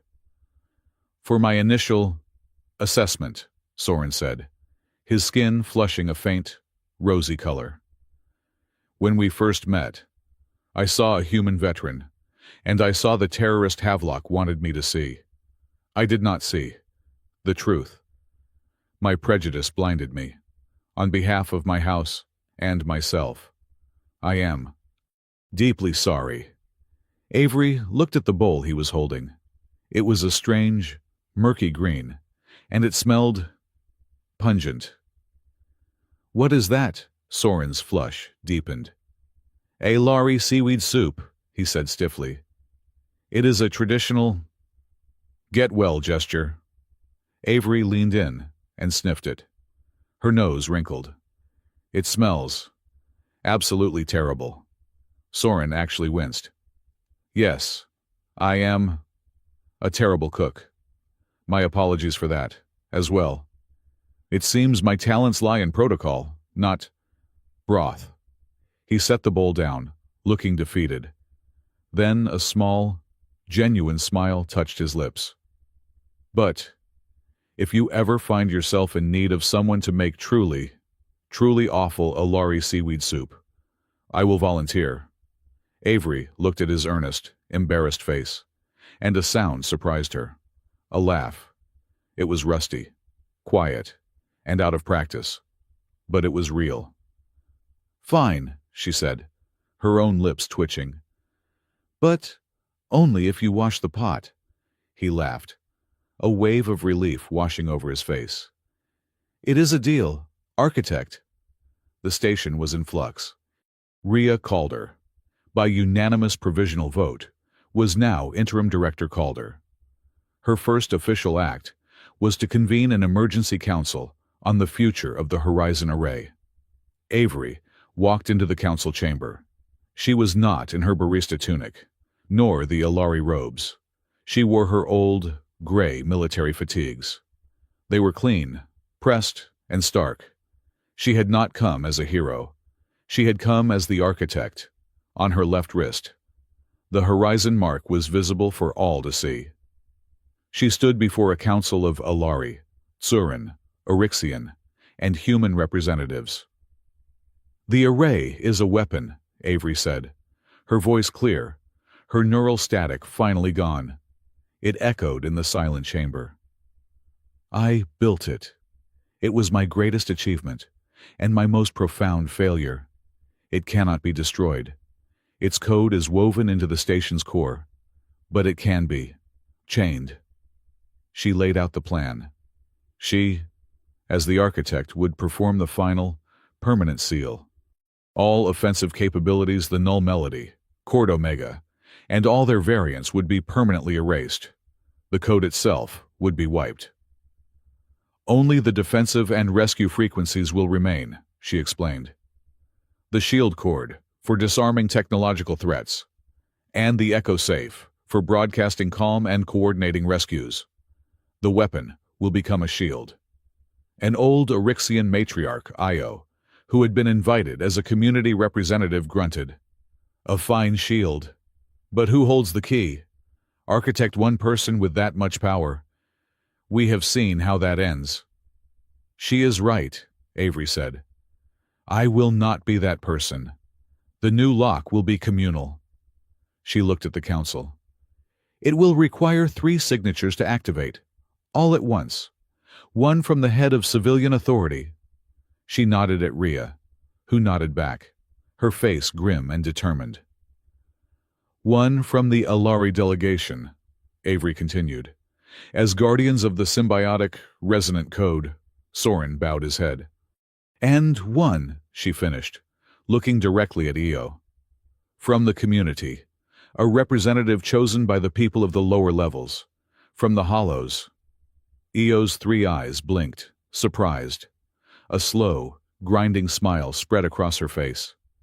A good lock, she rumbled. A strong lock. The motion passed. The power was taken from the shadows and given to the public. Later, Rhea found Avery at a viewport, staring out at the red glow of Lumen 6. The blue kettle was still closed. You are not going back, are you? Rhea said. It was not a question. I cannot, Avery said. Besides, the coffee was terrible, Rhea smiled. A real, tired smile. It really was. She stood beside her, the two of them watching the star. What is next, architect? The nullwake is still out there, Avery said, her voice quiet. Havelock was not the first to try and weaponize it. He will not be the last. Remnants of that code, they are like ghosts in the network. They are smart. They hide. So you are a ghost hunter now. Something like that, Avery said. The new council. They asked me to train a few people, volunteers, people with the right resonance, the right mental balance, to teach them what I know, how to sing back, how to use harmony as a defense. A teacher, Rhea said, a new, deep respect in her voice. It suits you. Better than barista, anyway. That night, Port Halo held a memorial. It was not a formal, state-sponsored event. It started in Spindle Row. Someone no one knew who placed a single, glowing hologram light on the shuttered door of the blue kettle. Then another appeared, and another. Soon, the entire alley was filled with people. Ilari, Tsurin, Orixian, human. They came from the hollows and the high levels. They did not speak. There were no speeches. There were no fireworks. No symbolic explosions. There was only the quiet, shared light of hundreds of tiny, flickering holograms. A silent testament to the lives almost lost, and the ghosts of a war almost repeated. Avery stood in the crowd, flanked by Arya and Soren. Nira was holding her hand. The child was quiet, watching the lights, her own horizon, mark a faint, warm pulse against Avery's skin. I went back to my class today, Nira whispered, her voice too low to break the reverent silence. At the embassy school. Oh, yeah, Avery whispered back, crouching down to her level. How was it? It was good, Nira said. My friend. The Eryxian boy, the one with 3 horns. He showed me a new song. He said his dad taught it to him. He calls it the Avery song, but I think he is wrong about the name." "What is the song?" Avery asked, a small smile touching her lips. "He calls it the Pie Song." Nira beamed, her eyes bright in the hologram light. "He says you are as smart as pie, because you go on, and on, and on. And you never stop until you win." Avery stared at her, stunned. Then she laughed, a real, rusty, surprised laugh that felt completely out of place, and entirely, perfectly right. She looked up at Arya, who was smiling, her eyes shining. Nira, satisfied with the reaction, leaned in and placed her small hand flat over Avery's horizon mark. The 2 marks pulsed, just once, a shared, gentle white light, reflecting in the hundreds of memorial lights. It was a new song, a safe one, and it was just beginning. The weeks that followed were a blur of stabilization and quiet testimony. Port Halo, under the steady, pragmatic guidance of interim director Rhea Calder, began to heal. The Echo Safe, the gentle harmonic tune that Avery had broadcast, became the station's unofficial anthem. A low, reassuring hum that played in the public spaces as repairs began. Havelock was in a secure, interspecies holding cell, his assets frozen, his network dismantled. Helix Dawn was facing a scandal that was shattering its stock value across the galaxy, as Rhea's legal team, backed by the Alari delegation, methodically released the evidence of their conspiracy. Avery spent most of that time in the Alari embassy, in the quiet, healing room with its curved walls and soft, filtered light. Her body recovered, but her mind was restless. The neural static was gone, but the silence it left behind was filled with new, complex questions. The title of architect felt alien, a suit of armor that did not fit, or perhaps one she had forgotten how to wear. She was sitting by the window, watching the slow, majestic turn of the station against the red glow of Lumen 6. When Arya Vel entered, Nira was with her, as always, the child now a quiet, constant presence at Avery's side. "You are healing," Arya observed, her voice soft. She moved with a grace that belied the ordeal she had endured in the Transcore. "I am better," Avery conceded. She still disliked the feeling of being stationary, of being cared for. "The headaches are gone. I do not know what to do next. I am not a barista, and I do not know if I am her." Arya regarded her with deep, knowing eyes. "Perhaps she is not someone you are, Avery. Perhaps she is someone you have always been." Arya was carrying a small, polished Alari memory box. It was made of the same dark, seamless material as the Horizon vaults, but it was warm to the touch. "When you and Nira sang the shield chord," Arya explained, "you did more than activate the failsafe. You triggered the final, deep-level protocols of the array, the original commands. The vault, recognizing its architect, unlocked its most secure partition. This was inside." She held the box out. "It was not part of the weapons manifest. It was flagged as personal. It is a journal. The architect's journal." Avery looked at the box. She felt a profound, irrational fear. It was one thing to be told who she was. It was another to read it, to face the person she had been. "I do not," Avery hesitated. "I do not remember writing it." "I know," Arya said gently. "But the woman who did, she left it for you." Nira, sensing her hesitation, slipped her small, glowing hand into Avery's. "It is okay," the child whispered. "It is just a story." Avery took a steadying breath. "All right." She took the box. It was locked. Of course, not with a key, but with a signature.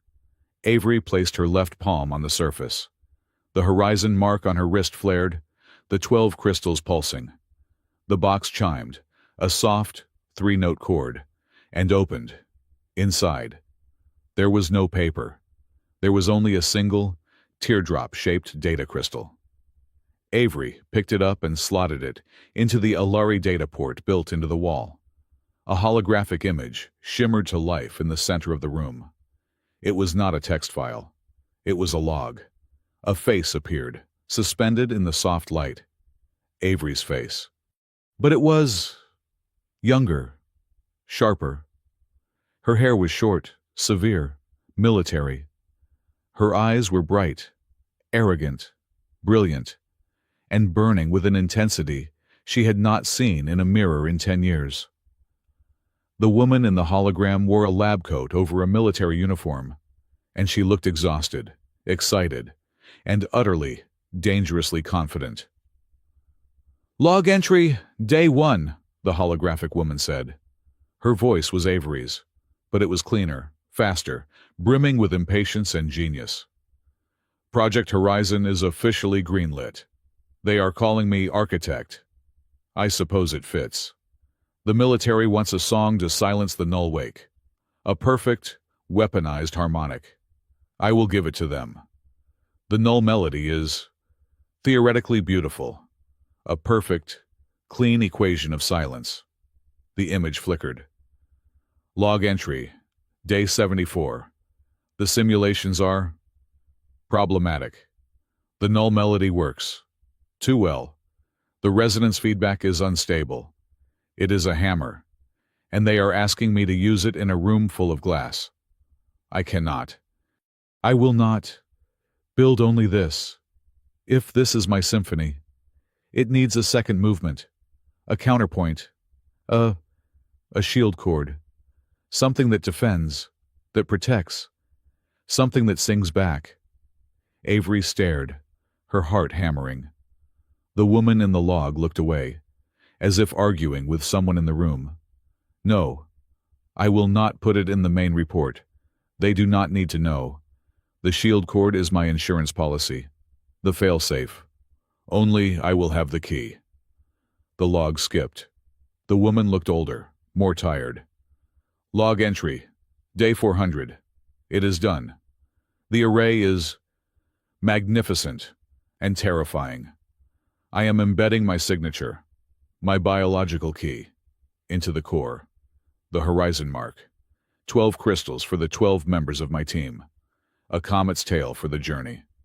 It is my signature, my name. Only I, as architect, can ever access the deepest functions. Only I can control the harmony." The hologram faded. Avery was shaking. She looked at her own hand, at the mark. It was not a military brand. It was her signature. "They lied," Avery whispered, the words thick with a decade of buried rage. "After the disaster, after Havelock, they told me I was just a specialist, a survivor. They said the feedback damaged my memory. They gave me a new identity, a new life. They scrubbed Dr. Avery Stone from every record. They buried the architect in a coffee shop." "They were terrified," Arya said softly. "Terrified of what you had built, and terrified of what Havelock had tried to steal.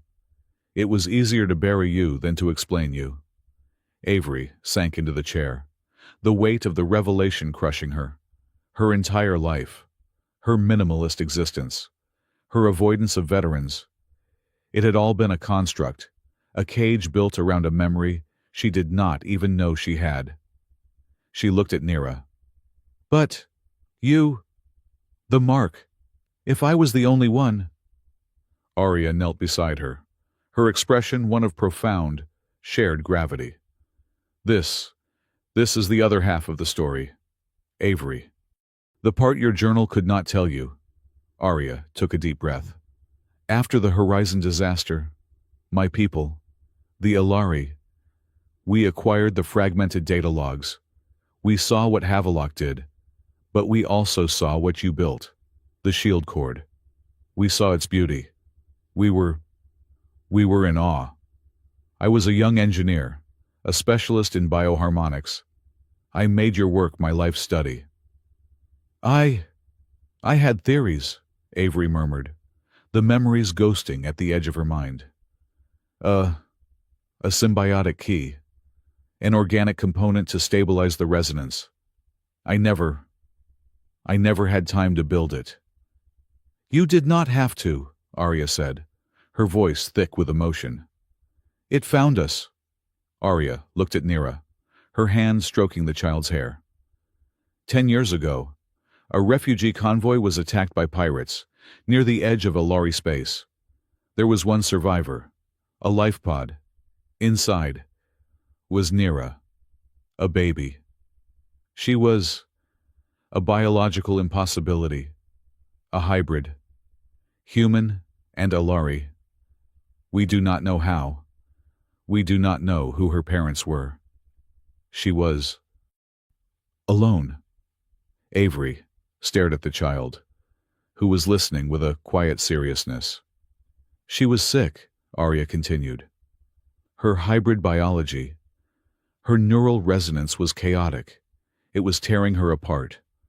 Our best doctors, they could do nothing. I was brought in as the specialist in harmonic resonance. I scanned her, and I saw it. What? Avery whispered. Her neural frequency, Arya said, her eyes shining. It was a perfect match, a 1 in a trillion coincidence. Her core biological, neural frequency. It was an exact, living echo of the wave patterns you detailed in your architect logs, the patterns you theorized for the symbiotic key. Avery's world, which had just been shattered, was now reforming into a shape she could never have imagined. She is not my daughter, Avery asked, the question absurd, but necessary. No, Arya said, shaking her head, not by blood. She is a harmonic echo, a coincidence of the universe, a person, a child, who was born genetically, empathetically tuned to your specific neural song, the one you used to build the array. I adopted her, Arya said, pulling Nira close. I loved her, and I used your research, your genius, to save her. The horizon mark on her arm. It is not just a copy, it is a stabilizer, a focus. That notched 12th crystal. It is a bioharmonic filter that I designed. It uses the array's base frequency to stabilize her. It locked her to the safe frequencies. She is not a key for the weapon, Avery. She is the key to its safety. She is the living, breathing failsafe you always wanted. Avery was speechless. She looked at Nira. This impossible child. This miracle. Nira, who had been listening to this entire exchange, finally stepped forward. She looked directly at Avery, her large, dark eyes clear and certain. Mama told me stories, Nira said, her voice small but strong. She never said architect. She never said weapon. She told me about a woman who built a song to keep everyone safe, a woman who was very brave and very smart and very lost. Nira reached out and touched the data crystal, which still glowed in the port. She showed me the logs. She showed me your picture, the woman with the sad eyes, the woman who liked coffee. She showed me the mark, my mark, your mark. Avery felt her breath catch. Mama said, Nira continued, that the lost singer was out there, and that if I ever found her, I should trust her. She said I should tell her that we were listening to her song, and that it was time to come home. The child's gaze was unwavering. So when I got lost, Nira said, and I went into the coffee shop, I saw your wrist, and I knew it was you. You were the lost singer. I was scared, but Mama told me to be brave. So I said the words. I invited you home. My mother has a tattoo just like yours. Avery finally, truly, understood. It was not a question. It was not a statement. It was a key. It was an invitation. It was Nira, this impossible, harmonic child, reaching across a decade of lies and pain, and offering Avery Stone, the barista, a lifeline back to herself. Avery slid off the chair and knelt, pulling the child into a fierce, sudden hug. She was not the architect. She was not a barista. She was just Avery, and she was, for the first time, not alone in her own mind. A week later, Avery stood on a temporary stage erected in the Atria main concourse. The station was back online. The holographic sun was shining. The plaza was packed, wall to wall, with every species on Port Halo. Avery stood between interim director Rhea Calder and attaché Soren Vell, who was representing the Alari delegation. Io, the Eryxian matriarch, sat behind them, representing the new community council. Avery wore her simple, gray fatigues. Her left cuff was rolled up. The horizon mark was visible to everyone. She stepped to the podium. A hush fell over the crowd. "My name is Avery Stone," she said, her voice clear and strong, echoing through the concourse. "For the last 10 years, I have been a barista in Spindle Row. Many of you bought coffee from me." She paused, letting the impossible statement sink in. "Before that," she continued, "my name was Dr. Avery Stone, and I was the lead architect of the Horizon Array." A wave of sound, of shock, rolled through the crowd. "I built it," Avery said, her voice cutting through the noise. "I designed it to be a shield, a way to end a war. It was my mistake, my arrogance. My invention was stolen by a man who saw it only as a weapon, as a product to be sold. His name was Havelock, and his greed cost me my entire team. It cost me my memory, and it almost cost all of us this station, this home." She looked out at the sea of faces. Human, Alari, Tsurin, Eryxian. "Yesterday," she said, "the new Port Halo Council voted to give me sole control of the array. To keep the key. Today. I am refusing." Another shockwave hit the crowd. "One person should never have that power. This station. It taught me that. A community taught me that. A brave engineer." She nodded to Arya, who was in the front row. "And a courageous child." She smiled at Nira. "Taught me that. The array is not a human weapon. It is not an Alari lock. It belongs to Port Halo. It belongs to all of you." She raised her left hand, the mark gleaming. "I will serve this council. I will teach our new guardians how to sing back, how to use harmony as a defense, but I will never again be its sole master. My invention, my failure, is now our shared shield." Rhea Calder stepped forward. She stood next to Avery.